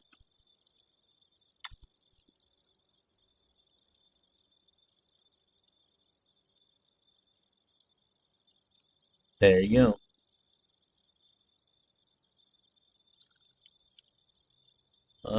I need to do this. There. Do this. Though mostly encountered in Florida, this possible relative of Bigfoot has been spotted all along the southeastern edge of the United States, including right in this very county. Here's hoping we get a glimpse tonight. We'll check back once we're on the trail. Until then, stay searching, Stellars. Aww. She has a fan name. Like you guys. You guys are Scoutlets. Her fan name are Stellars. And keep digging, Gretches. I can take that camera off your hands for now. We'll be able to start tracking the tracking stains when the sun sets all the way. Oh, we got ominous music playing. In the meantime, we can take in all this gorgeous scenery.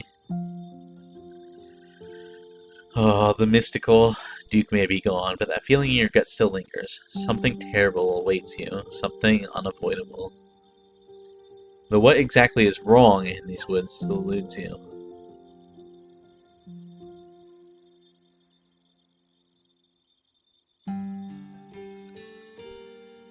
There's something wrong here. Feels oppressive. Dark. You don't happen to mean stinky, do you? Do you think you're smelling the skunk ape? No, something metaphorically oppressive and dark. Dang, I thought we might have stumbled across this trail. Well, I wouldn't worry too much if I were you. My gut usually warns me if I'm going to run into trouble. And I feel A-okay.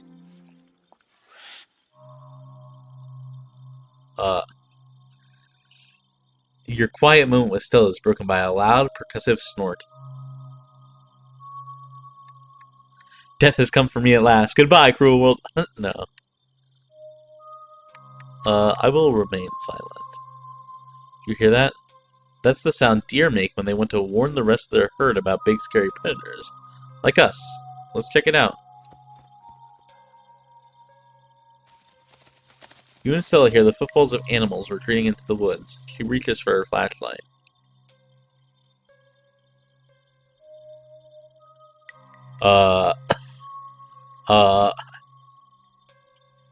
Can you hear the sweet whispers of new growth?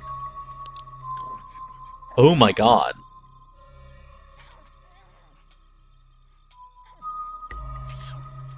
A single deer remains behind, staring down the beam of light while Gretchen whines and pulls at her harness. This is a real disease. It's a type of cancer that deer and rabbits... Like, obviously, I think it's supernatural here, but, like, I think there's a couple other wild animals that can get this, like, type of cancer that looks very similar to this. The acorn becomes the oak, becomes the rich rot that swaddles the acorn. That's the cycle that is stretched, is not the cycle that is broken. A deer, and there's something uncouthly fake and vile about its odors. Let me at him. How dare he infringe upon my dearest Stella's personal space? Let me at him. Oh my god, fucking Gretchen. Oh, so that's real? Thanks, Nori. I hate it. It is real, and it's, I think for deer, it's very prominent to grow on their horns, if I want to say. It's like a type of cancerous growth that, like, causes extra bone to grow, I want to say, or something like that. I don't remember. I'm sorry. But it does look kind of like this.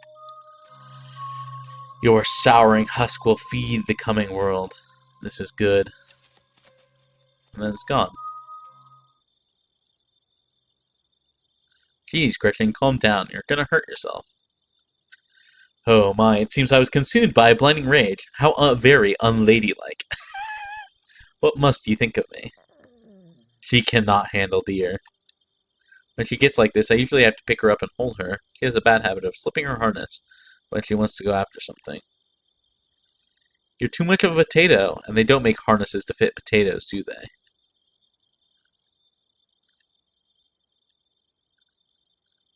Explore, talk to animals. I think that deer was threatening us. Or warning us. I think it was just sick. That thing on his face, I bet it was an abscess, maybe a tumor.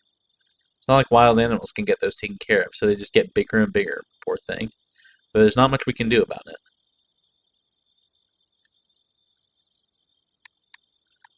Why do you bring Gretchen with you? She doesn't seem like the safest choice for a hiking companion. Excuse you, though after that outburst came over me, well, I suppose I can see the merit of your concern. I love Gretchen. I actually find her to be quite the opposite. Sure, she wants to chase stuff, but I usually let her when I'm not on one of my cryptid hunts, so I can't hold that against her.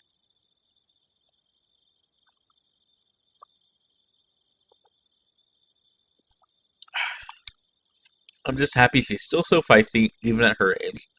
Pugs aren't exactly known for their good health, but here she is, running around in the woods at 17. God, she's 17 years old? 17 is so old for a dog. Holy shit, even a small dog, 17 is ancient.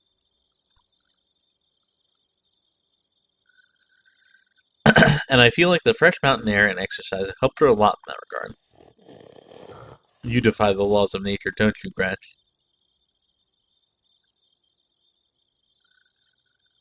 Oh my god, that's like the NPC being 1 week away from retirement. Oh my god, shut up. Remain silent. Are you hungry? Now seems like a great time to take a snack break. As you settle down to rest, Stella breaks open a bag of assorted snacks. Wiz, shut the fuck up. Shut the fuck up. We are not putting this into the world. Unfortunately, it looks like there's peanuts in the trail mix. Oh my god, we're still allergic to peanuts, I forgot. I already forgot.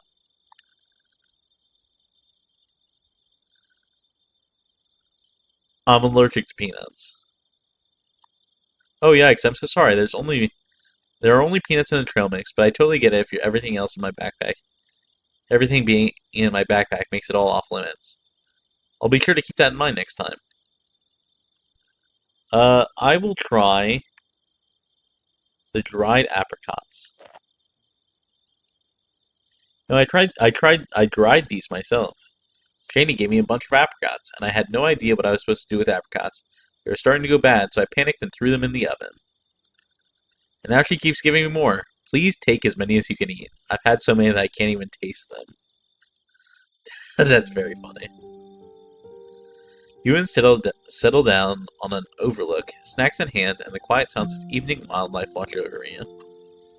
Are those eyes on the left there? I don't like that.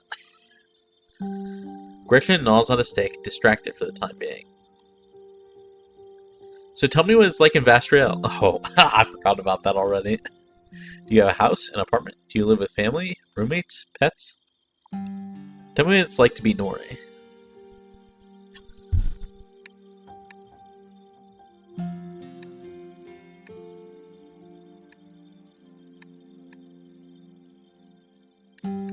Okay, none of these are me.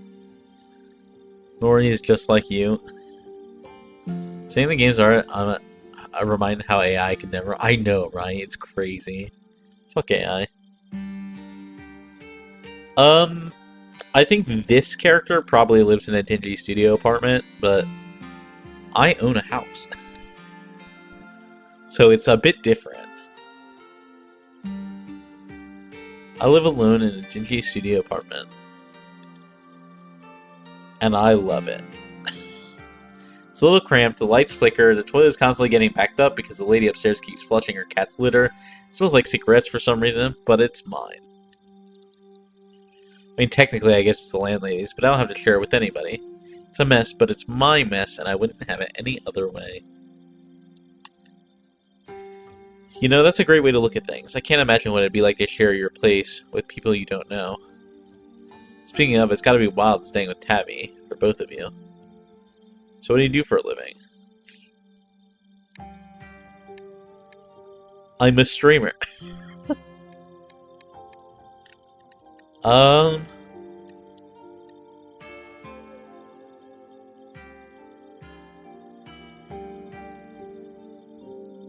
I mean, I guess technically I am.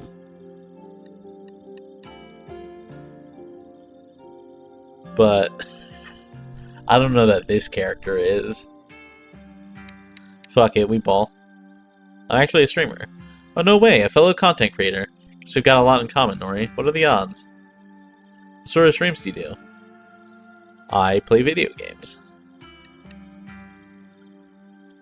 That's cool. I'll have to check out your channel sometime this week. How do you like it?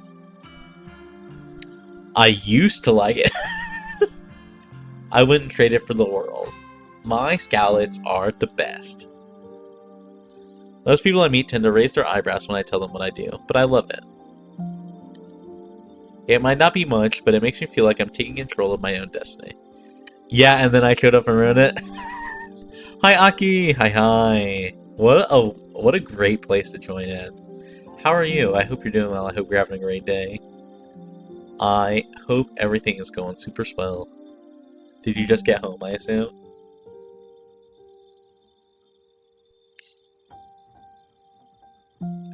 I stayed over an hour over work. No! I'm so sorry.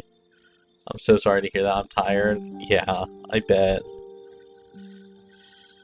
Well, I guess more money in the pocket, but damn, that sucks.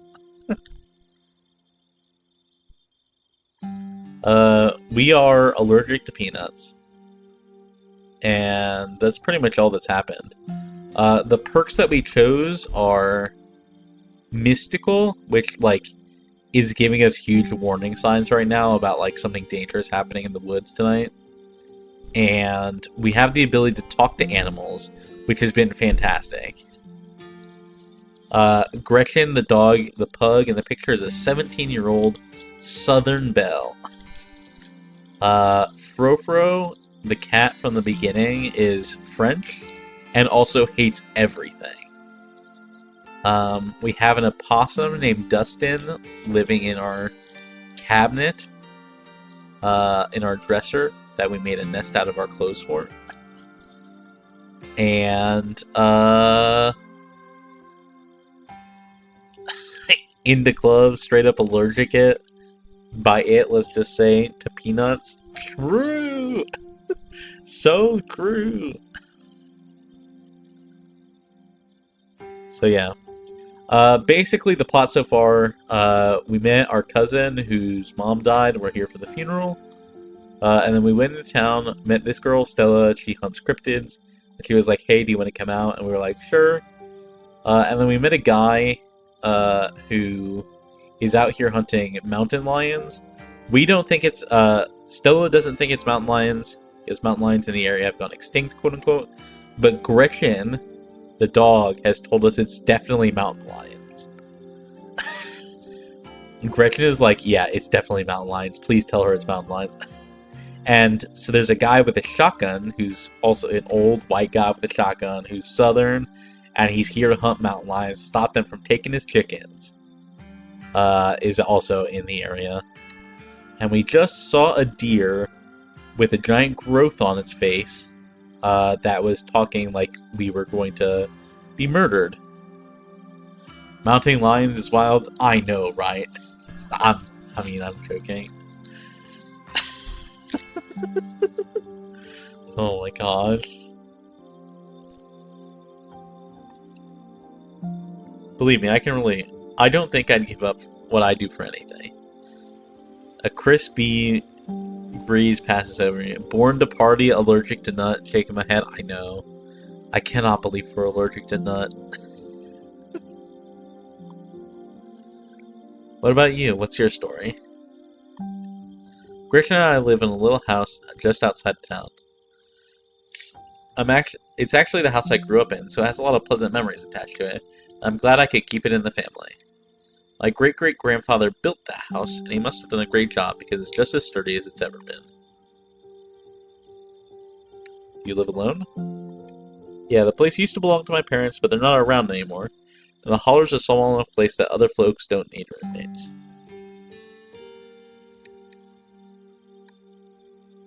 Oh, geez, I'm so sorry. It's okay, you didn't know. And I've done my morning. You don't have to watch your tongue around me or anything. Life goes on.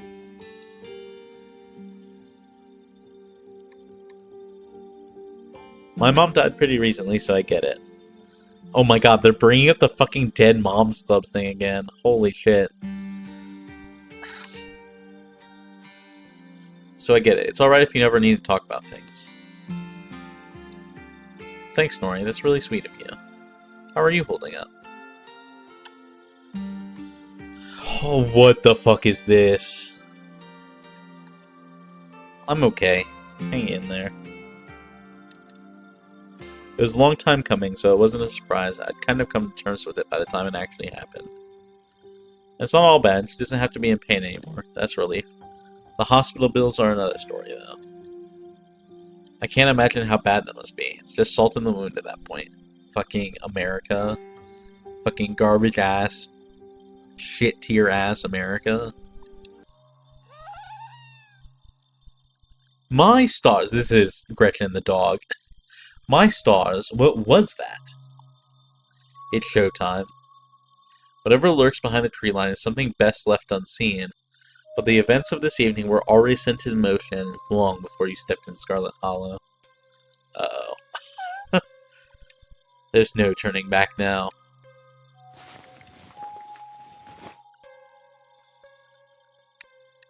There's something terrible out there, Stella. Whatever it is, it's close. Here, watch Gretchen for a moment while I check this out.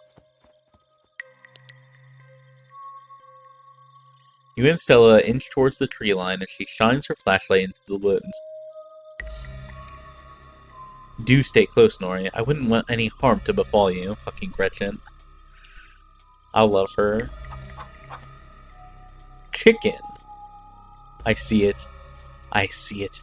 It's sweet and kind. The better flowers. A nice wind. A gentle gardener. Maybe Duke's birds weren't eaten after all. Oh, it's got one of the fucking tumors. Oh, something was carrying it. Did you see that? What the hell was that? Hold on, I gotta play that back. Holy shit.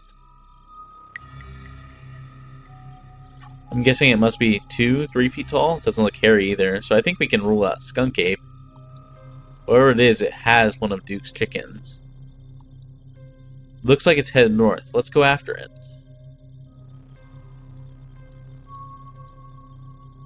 Do we have to? Now's not the time to hesitate. If we're catching this thing, we've got to do it now. Stella sprints into the woods in pursuit, leaving you no choice but to run after her. Gretchen excitedly pulling you along by her leash.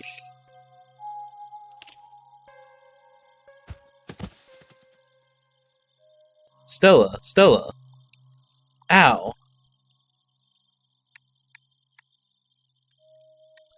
Are you okay? Yeah, I just tripped on something weird. Just like my Stella to get overexcited and lose track of herself. I love Gretchen. Oh no, that poor thing. It must have been one of Duke's. A new beginning. I'm going home. I'm going home. I'm going home. Oh, Jesus. It's still alive. I guess we have to roll the camera. Ahem. It seems we found one of Duke's chickens, folks, and she's not looking good. I'm hesitant to speculate, but she definitely seems to have some sort of growth under her skin. Home? Nah, bro, you're getting into the fryer? I would not fry whatever the fuck this thing is up. Holy shit, are you kidding me? Could be a tumor, could be something else. Either way, I don't think there's much that can be done for her at this point. Jeez, I hope we don't get demonetized for this one. Girl, you are not putting this in the video. Holy shit. In my head, they sound like the alien in Toy Story that says, "The claw." Imagine the texture. I'm good. I don't want to. Thank you. Wait, do you hear that? I know that smell. That's old Duke. Stella, I swear to God, didn't I tell you to go on home? But Birdie?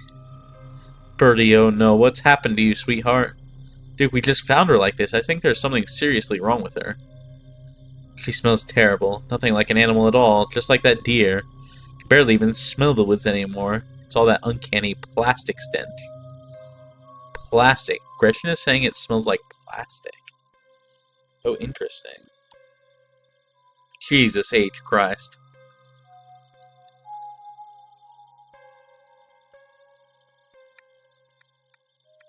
Mystical and talk to animals. Whoa. The things all these animals have been saying tonight, it's like they're going through kind of religious experience. I didn't even know double ones were possible. The hell are you on about? What a horrid thing to witness. It's like they've all gone mad. If this happens to me, I wouldn't want to live like that. You were joking about being able to talk to Gretchen earlier. You're still joking, right? Nori's first double? I mean, I guess. We should maybe talk more about that later. Duke, we saw the thing that got a hold of her. Got it on camera, too. I don't know what it is yet. A gnome or something? You know there ain't no such thing. It's not of this world, that's for certain. What a disgusting... Oh, this is Gretchen. It's not of this world, that's for certain. What a disgusting thing it was. Unappetizing in every sense of the word.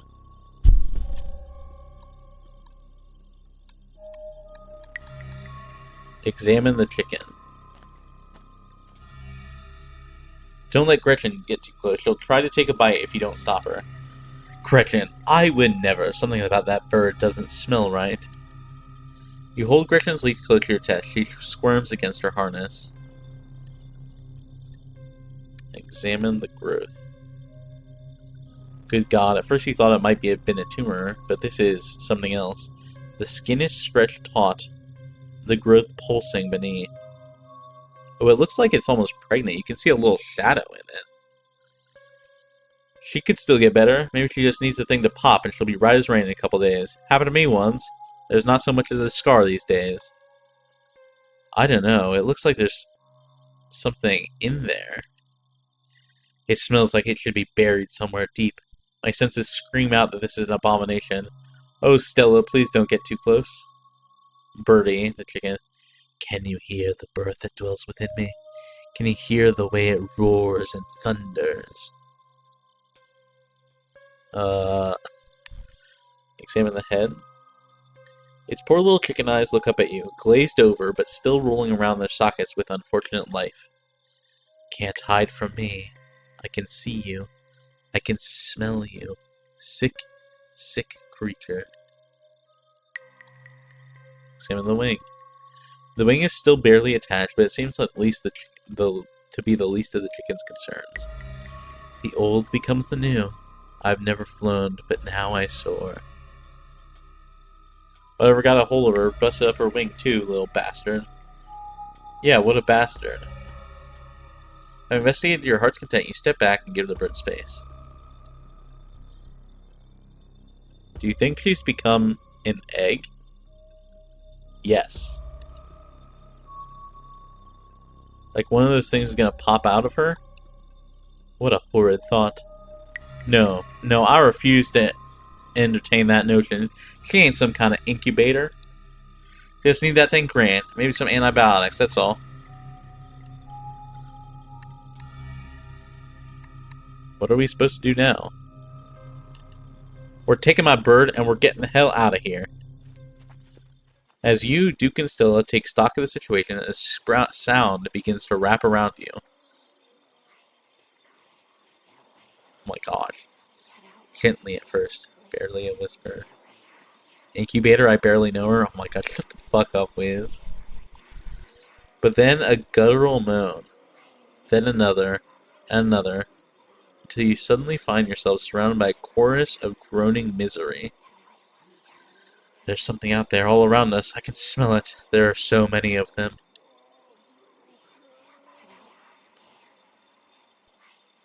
Do you hear that? There are so many voices, and all of them are telling us to leave.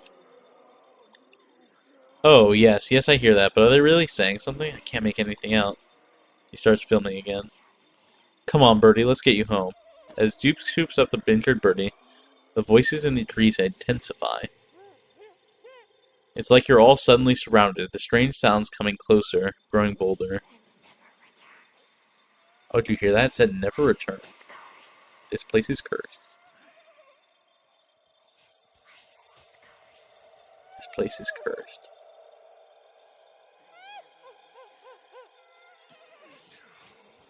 Leave this place. And never return. Interesting. Oh my god, what is that? What in the hell is that? The gardeners come to mend and nurture. Let me blossom and sprout. Let me become... Oh my god. Fuck this shit. Feel a tightening in the leash, pulling at you from behind. Don't you step another foot closer, and I'll shoot. Don't think I won't. Oh my god. The man hesitates and the thing steps forward, fixing what seems to be its eyes on Birdie, tucked under Duke's arms. Fuck this shit. Stella, there's another one. The leash is drawn fully taut, and there is a sudden looseness. Oh my god, one's getting Gretchen. You and Stella turn just in time to see another of the creatures slithering out from the bush. Oh my god. What's going on over there? As Duke glances back, everything seems to happen at once. A patter of unnatural feet and then chaos. Duke grapples with the thing as it grabs at his shotgun, pushing the barrel out of the way, as it grasps for Birdie with oddly jointed limbs. While Stella stares in shocked silence as if paused, watching as other creature attempts to wrestle Gretchen into the darkness, her desperate cries going unheeded. Shit, get your grubby little hands off my bird. Help Duke get the thing away from Gretchen. We are definitely saving Gretchen. Holy shit.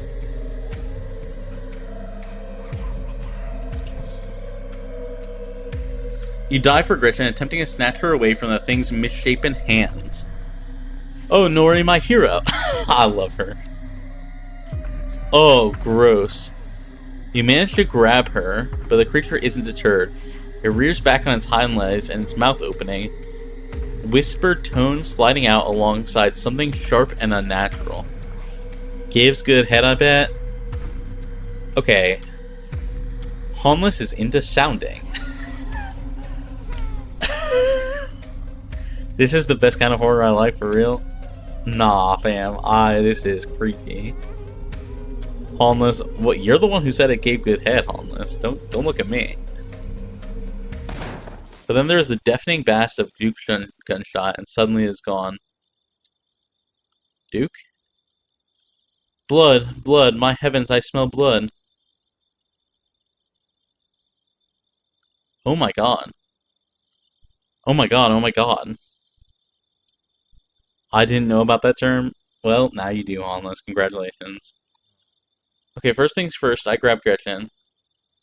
There, step 1 is done. Gretchen is safe. Grit 2. Okay, what about step 2?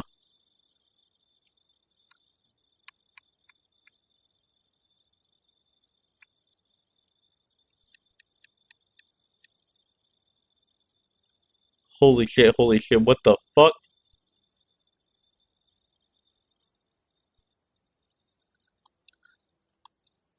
Okay, deep breaths. We have to do something. What if we chase after those things, get as much footage as we can? It's the only way anyone will believe us about what happened. We owe it to Duke.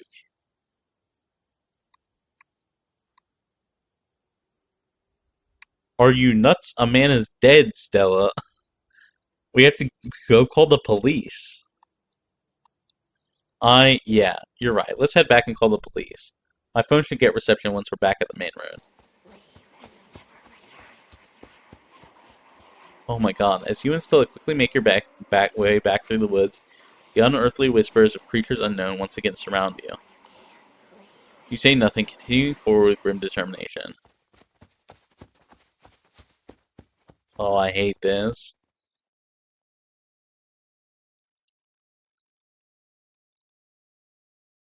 No one would be the answer for everyone normal? Yeah, for sure. Could live without more trivia, I guess? Well, I guess.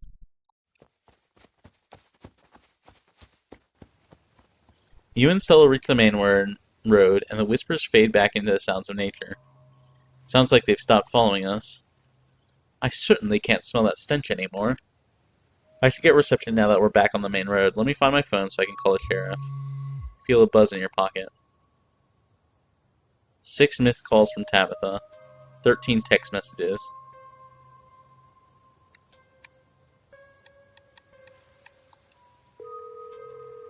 You try and call Tabitha back, but it goes straight to voicemail. Text her that you're okay. Message sits unread. Tabitha's been blowing up my phone.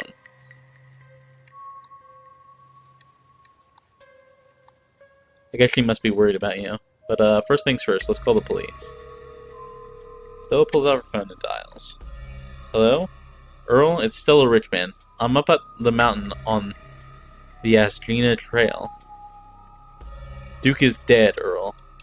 Shotgun. It happened right in front of us. There's something in the woods. Okay, yeah. Yeah, I think we're okay, but hurry. Jesus, Earl. Who's going to tell Bo? I guess now we wait.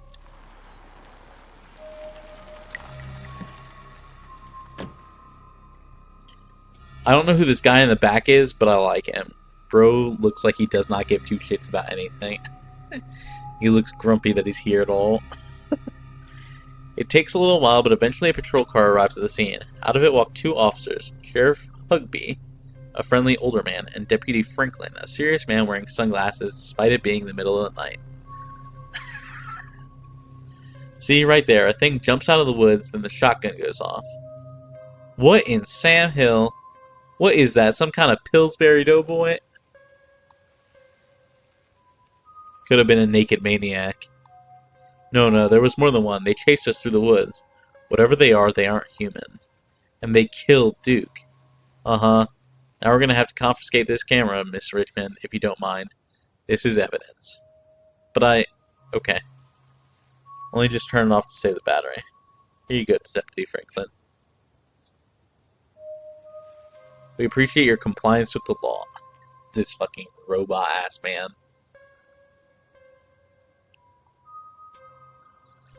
We're gonna team out in the morning to retrieve the body, but for now, Sheriff Hugby and I... Please, call me Earl. Earl and I will escort you in. Who are you exactly? That's Nori. She came into town today for the funeral. Oh, right, sure. I'll escort you both back to town. There's a naked maniac on the loose. It's best you don't walk back on your own. It wasn't a... Never mind. Why aren't you going out there tonight? There's a dead body in the woods. Those things are still out there. Those things out there could attack someone else. Well, it ain't exactly like old Duke is going anywhere at this point. He'll still be out there in the morning. We only have a skeleton crew at the moment.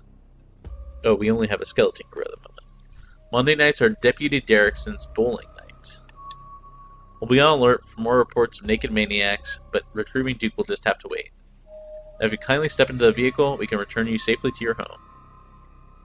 Do we have to ride back with you? We can just walk. If those creatures left, we'll be fine. I'm afraid I'm going to have to insist, for your own safety.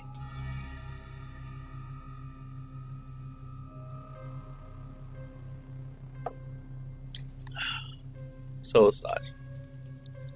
Okay, thank you. You can ride up front with me, little lady. That is, if your mama permits.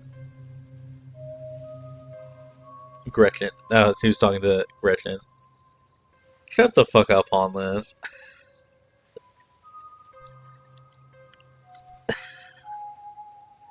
But what about Stella? She hates being in those wheeled contraptions. Sure, Earl. You can hold on to Gretchen on the way back to town.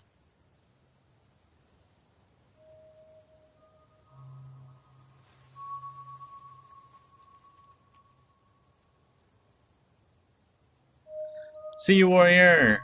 I hope you have a good rest of your evening. I will catch you next time. Thank you for stopping by. I appreciate it a lot.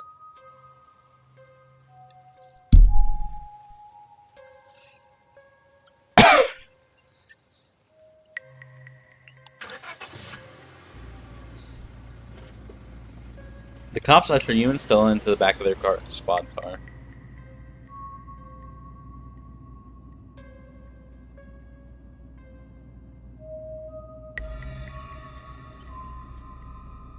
Why is Gretchen not with us? This is a crime? Yeah. The old cop wanted to hold her. You are just the cutest little thing, Miss Gretchen. Yes, you are.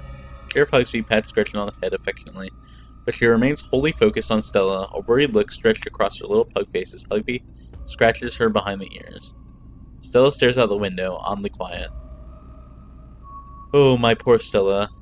Neither one of us much likes these awful metal beasts. If only I was able to comfort her. Confound this old man who reeks of coffee for keeping us apart. Coffee? What are you doing here? Why are you Sheriff Hugsby?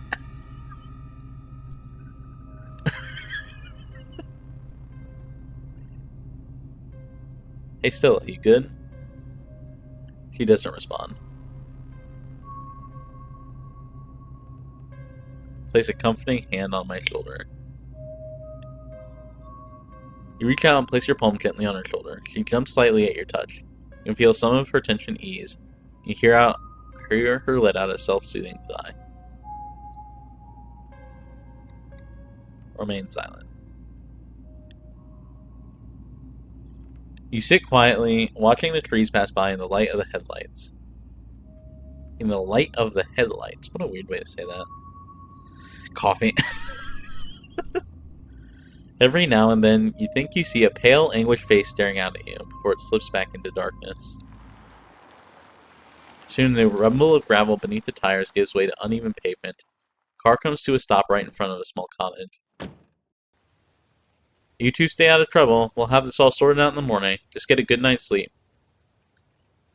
And you, whatever your name was. Fox Mulder? Who the fuck is Fox Mulder? IP freely. Nori. It's just Nori. Sure. You in town for the funeral? Good.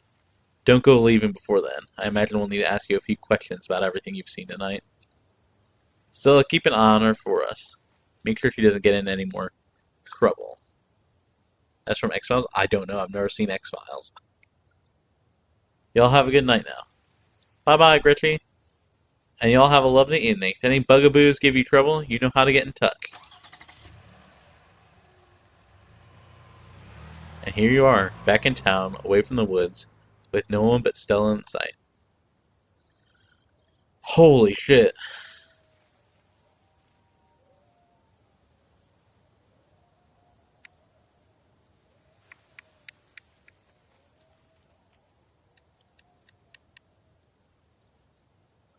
I don't know that we'll be able to come back and ask this. I'm guessing our parents passed away in a car accident, but I'm not sure. Let's ask and see if that's the case. I hope you don't mind me asking, but why on earth did you want to walk home?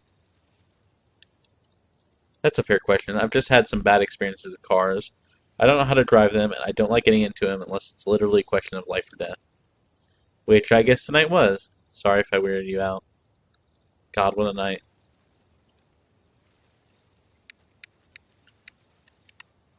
How are you holding up? How am I holding up? I mean, not great, but I'm more worried about you. I can't believe they just imply that you're a suspect even after we showed them all that footage. But it's okay, I'm not going to let anything bad happen to you. Nor will I. though I have little understanding of police work. Fucking Gretchen. Gretchen will rep us. Hell yeah, me and Gretchen for life. I was there. I filmed the whole thing, at the very least. It'll never hold up in court. It won't get to that point either. Because we're going to do a little investigating of our own. We've got to find out more of those things. If we can get clearer footage, or better yet, trap one of them, there's no way they can blame you for what happened. What the fuck? Stella is crazy. Like, if I saw those things, I would pack my bag and get the fuck out of town. The library doesn't open for a while, but I've read every book on cryptids they have and never came across anything like this. Content farming, I guess. There is someone in town who might have useful information. My friend's mom. Her place isn't far. We should head over now before it gets any later.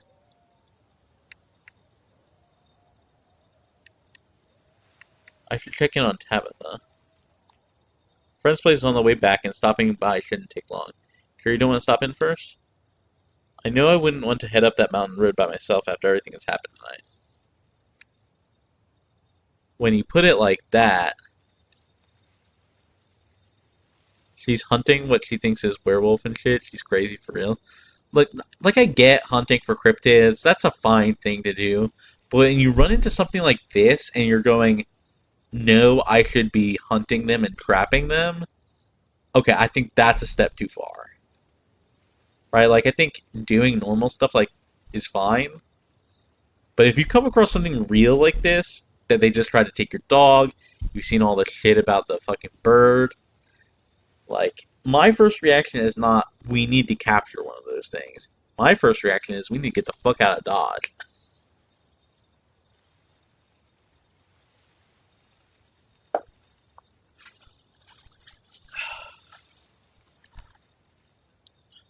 When you put it like that, sure, let's do it. Awesome, let's go.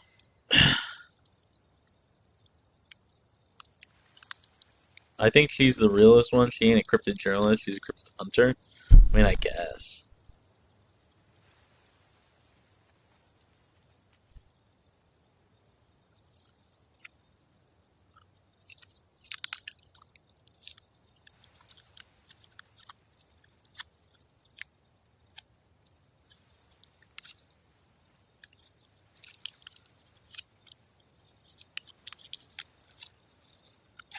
Awesome, let's go.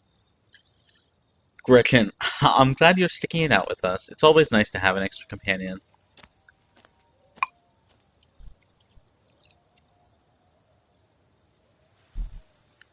I hope she's still awake.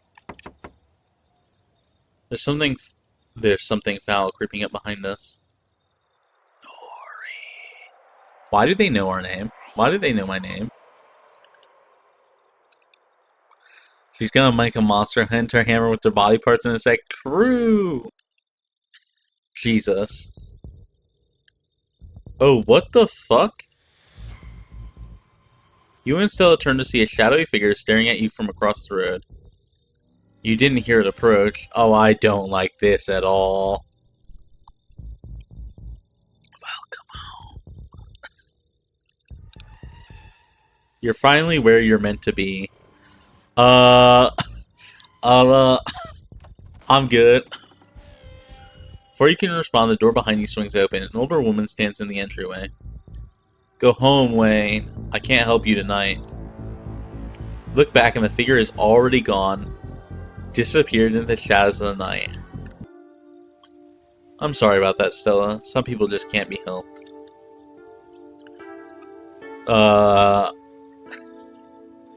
What brings you out here so late? And who is this? Hi, Mrs. Forsyth. This is Nori. Is it okay if we come in?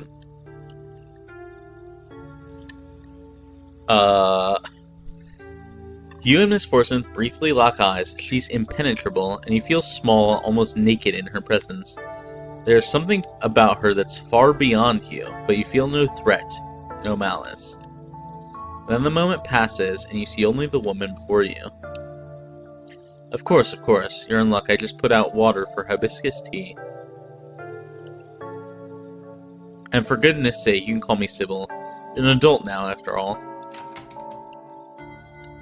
I did not like that one bit.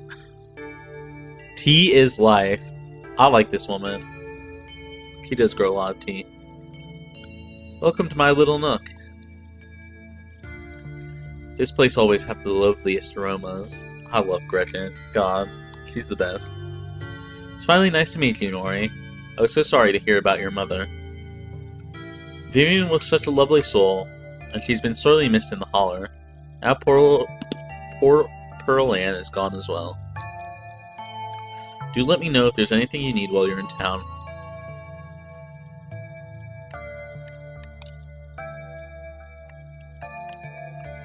Who was that outside? Just a very sick man. You don't need to be worried about him. Are you sure about that? You knew my mom? Of course, dear. She was a good friend of mine for many years. She was such a lovely woman. If that makes me worried about him, it really does. It really does. You should come by sometime. I can delight you with unsavory tales of her youth.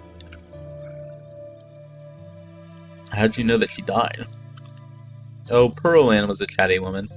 Not much went on that I wouldn't get an earful of, bless her heart. We need your help. Ah, yes, I suppose pleasantries can wait for another time. What's got you here so late? You seem troubled. You know about weird stuff, right? Unexplainable stuff? Go on. Got a bread for it, good night, have fun. Thank you, Harmless, thank you. I appreciate you stopping by. I hope you have been doing super well, and I hope you have the greatest evening. Good night. I appreciate you. Duke was killed tonight by something in the woods. Oh my lord, have you contacted the police? Yes, and they didn't take it very seriously. They're not even looking for the body until tomorrow. Those things out there, I don't even know how to describe them. Here, I can show you. Stella pulls a memory card out from her sleeve and pops it into her phone. Oh my god, she fucking took the memory card with her. Holy shit. Oh my fucking god. Christ.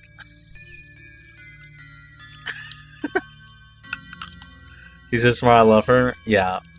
I was not expecting that one, but damn. Go her. I wasn't just about to let the police hold on to this, at least not before we had a chance to make a copy. They did say they were only taking the camera. True! So true. I mean, if they were as blasé as they are about this, they won't mind, really. You know what I'm saying? Like, the cops really don't give a shit, so it's like, okay, then we'll just make a copy and give them the copy, and they won't care. I can't believe you're withholding evidence. Oh my god, shut the fuck up. So I just need to turn it off 1 second. Crazy foresight. True. Smooth.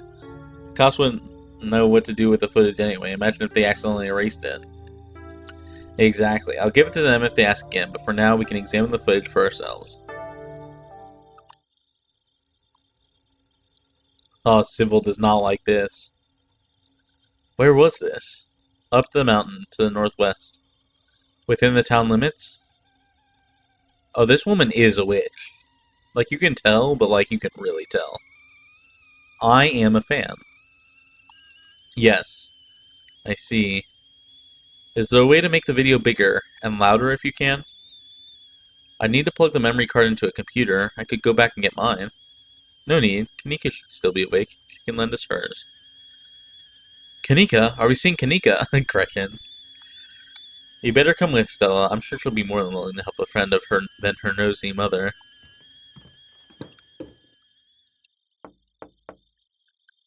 Kanika, come on out. We could use a little help.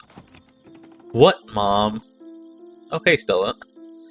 And Gretchen, who's a good potato. Kanika, is it me? Am I the good potato? I most certainly hope I am. I love her. And a stranger. What are you doing in my house? Hi, I'm Nori. Gretchen is just Nori? Shut up.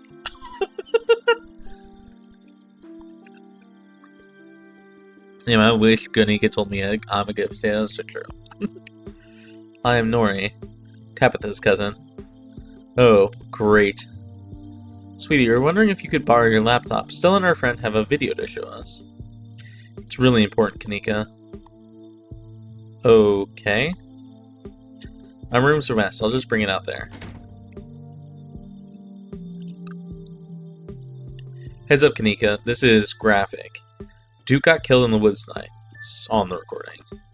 Wait, are you serious? Duke's dead? Silence washes over the room as the video plays. This is a really interesting artwork. Oh, my phone is on 20% battery. Because you can see Stella doesn't even look at the video. Like, you can't take looking at the video because you just experienced it. Sybil is, like, examining it with, like, the fucking anime glasses, like, you know, push up the glasses kind of vibe. And Kanika's, like, in shock that she's just experiencing this for the first time. Yeah, it's very good. This is a very good artwork, for sure. Stella, what the hell is this?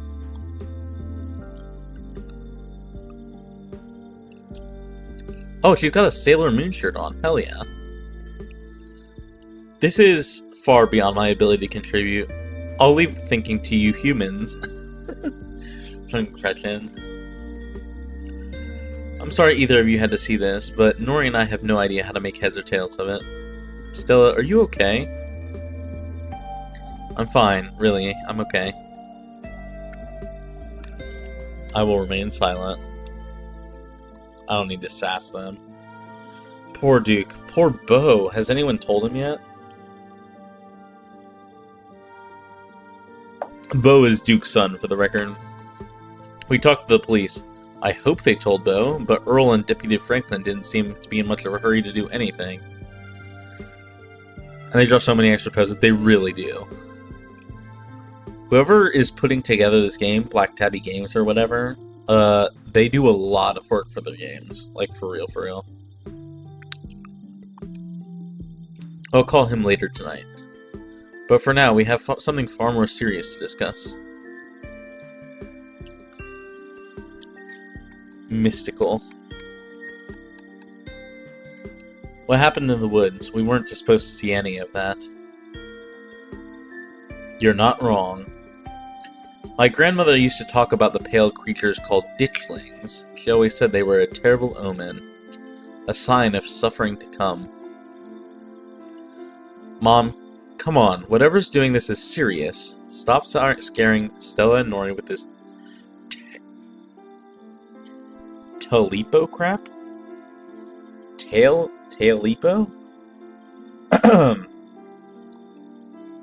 Kanika, sweetie, let your mother talk. She always said they never hurt people, despite the grisly scene in the woods. But Duke is dead. And if these are ditchlings, his death was an accident. My grandmother was wrong, and she was very rarely wrong. Just as birds flock before a storm, the ditchlings congregate where tragedy is soon to fall. Jesus, Mom, haven't they been through enough? It's okay, Kanika. This is helpful. I don't know if it is.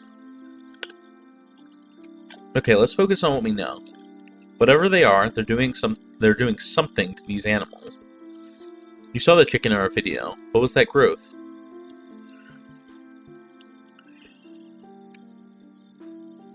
Talk to animals and mystical. We got 2 of them.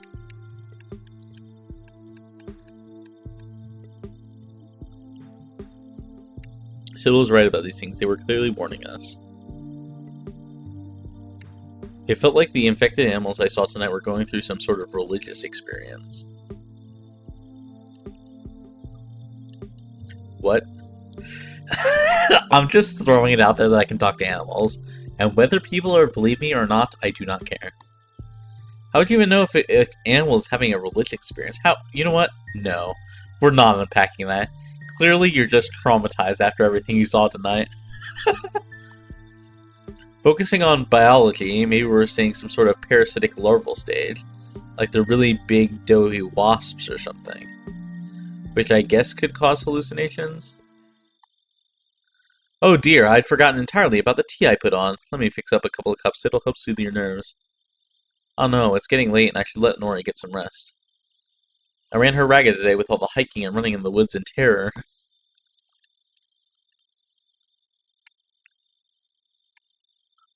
I can stay up, this is important. Okay, maybe it's that I'm eager to get home and start doing some research. I'll ask around my usual forums to see if anyone has any information on ditchlings. Is that what you call them? That's right, you go on home and do try and get some rest. Don't stay up all night on the online. Let me get you some of my homemade peppermint tea to go. It really does wonders to soothe the soul. Bye, Stella.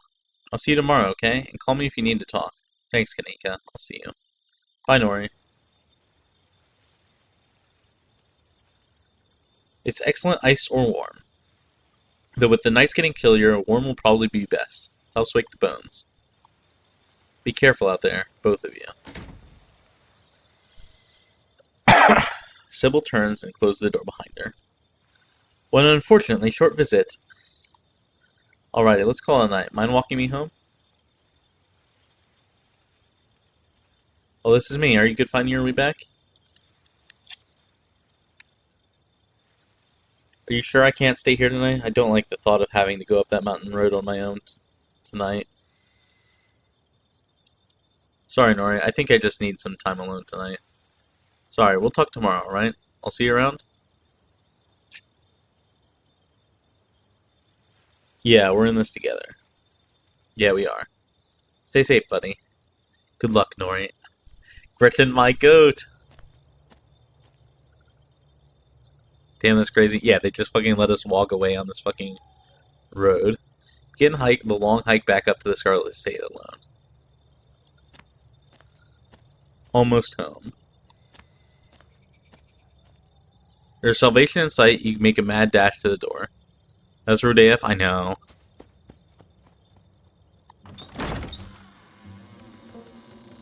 Oh, thank God you're back. Where the hell have you been?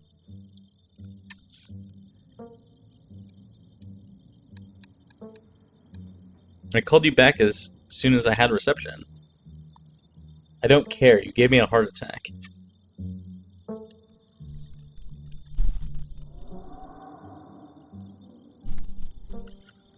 I watched a man die tonight.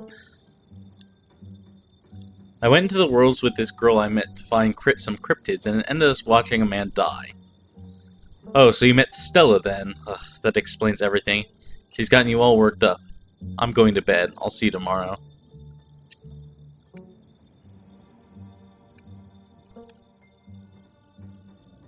Wait, you don't want to hang out? I'm still hyped up on all adrenaline from tonight. I would love to hang out for a little while, cool down a bit. No, I'm not going to hang out with you. It's late, I'm tired, I'm going to bed. Don't make me anything stupid while I'm asleep. Just go to your room and sleep. You're alone in the estate. The sound of the wind whistling through the house gives you an uneasy feeling in your gut. It's probably best to turn in and try to leave the night behind you. You thoughtlessly stumble to your room before you even fully realize you're there. You've already collapsed onto the mattress, exhausted. The relative safety of this uncomfortable bed, the events of the past evening seem something like something that happened to someone else. You can still clearly picture the terror you felt in those mountains. For now, you're safe and warm. Eventually the sun will rise and chase away the monsters and make them seem like nothing but bad dreams. Maybe tomorrow, if you're lucky, you'll wake up in the normal world and have a boring week in the mountains with your sour-faced cousin. I don't know about that one, Chief. It's a nice thought, but deep down you can't help but worry that things will only get worse.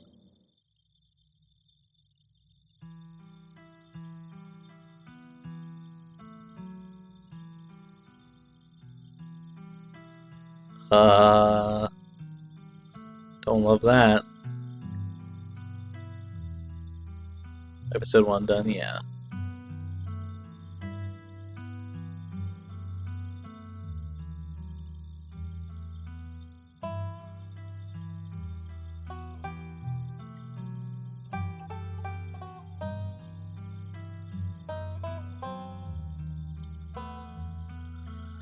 Oh, that was a lot to take in.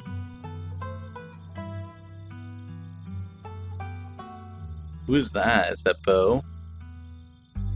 I think that's Bo.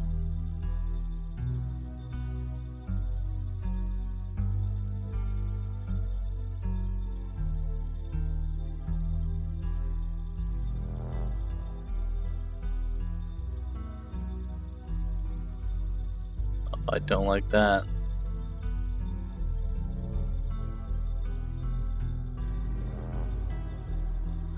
Oh!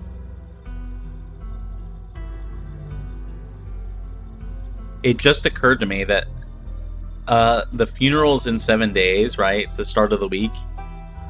And it started on, if we saw it in the camera, it started on, the jack-o'-lantern reminded me, it starts on the 24th of October, which means the last day is Halloween.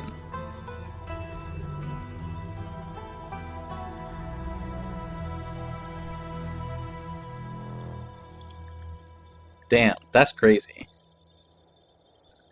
Scarlet Hollow. Hell yeah. God, that shit was terrifying. Holy. This is the end of episode 1. Episode 2 awaits. If you'd like to continue with this world state in episode 2, please save your game now. Oh, save.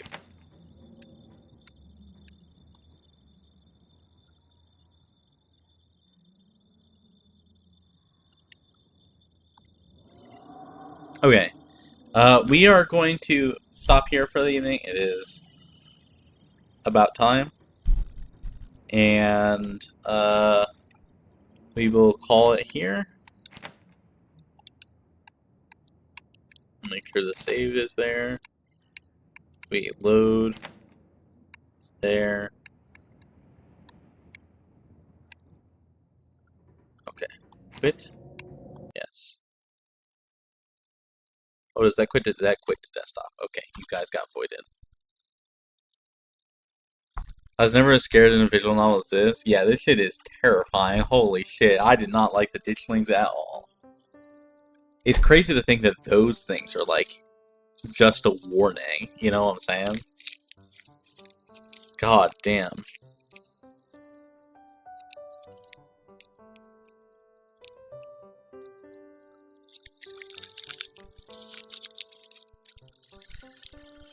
Oh.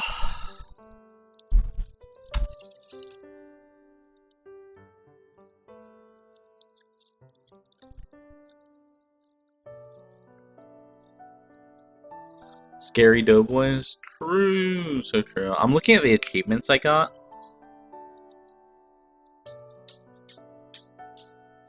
And like 75% of people, almost 75% of the people, got Duke's death, which means that they saved Gretchen. Which, mad respect.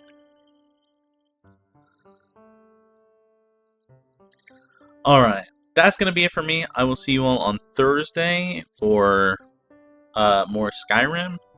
We'll be doing the first, I guess, Blades quest. And then figuring out what we're doing from there. Hi, are you the what? Who's a good girl? Thank you, Rain. Yeah, I forgot this happened. I played like 2+ years ago. Yeah, poof. That was a lot. I'm very excited for Chapter 2, though. I'm really excited for Chapter 5. So Chapter 5 comes out in like a month. So I'm very, very excited. Nori love, Scarlet love. Keys? There were no keys. I think what you heard was Ruby's collar. Like, the tags on her collar. I can get my keys, they don't really sound like keys. My keys have a knick-knack on them that makes it sound like tin or something. We also made a big update to the first couple chapters earlier this year. Oh, really? Oh, that's interesting. That's super neat. Hell yeah, I'm very glad I'll be able to show it all off to you.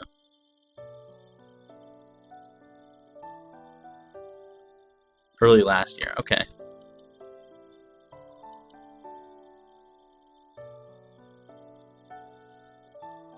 Well, I will see you all on Thursday, so... I'm going to go hit the hay. I have to go out feeling again tomorrow, so I'm going to be dead tomorrow.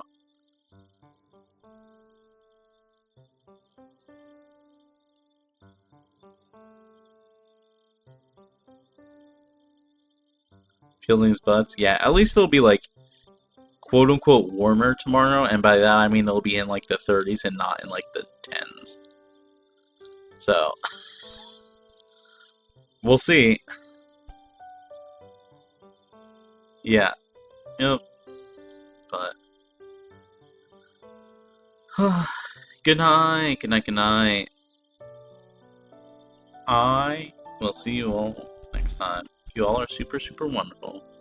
So, good night, bye-bye, bye-bye. Bye-bye.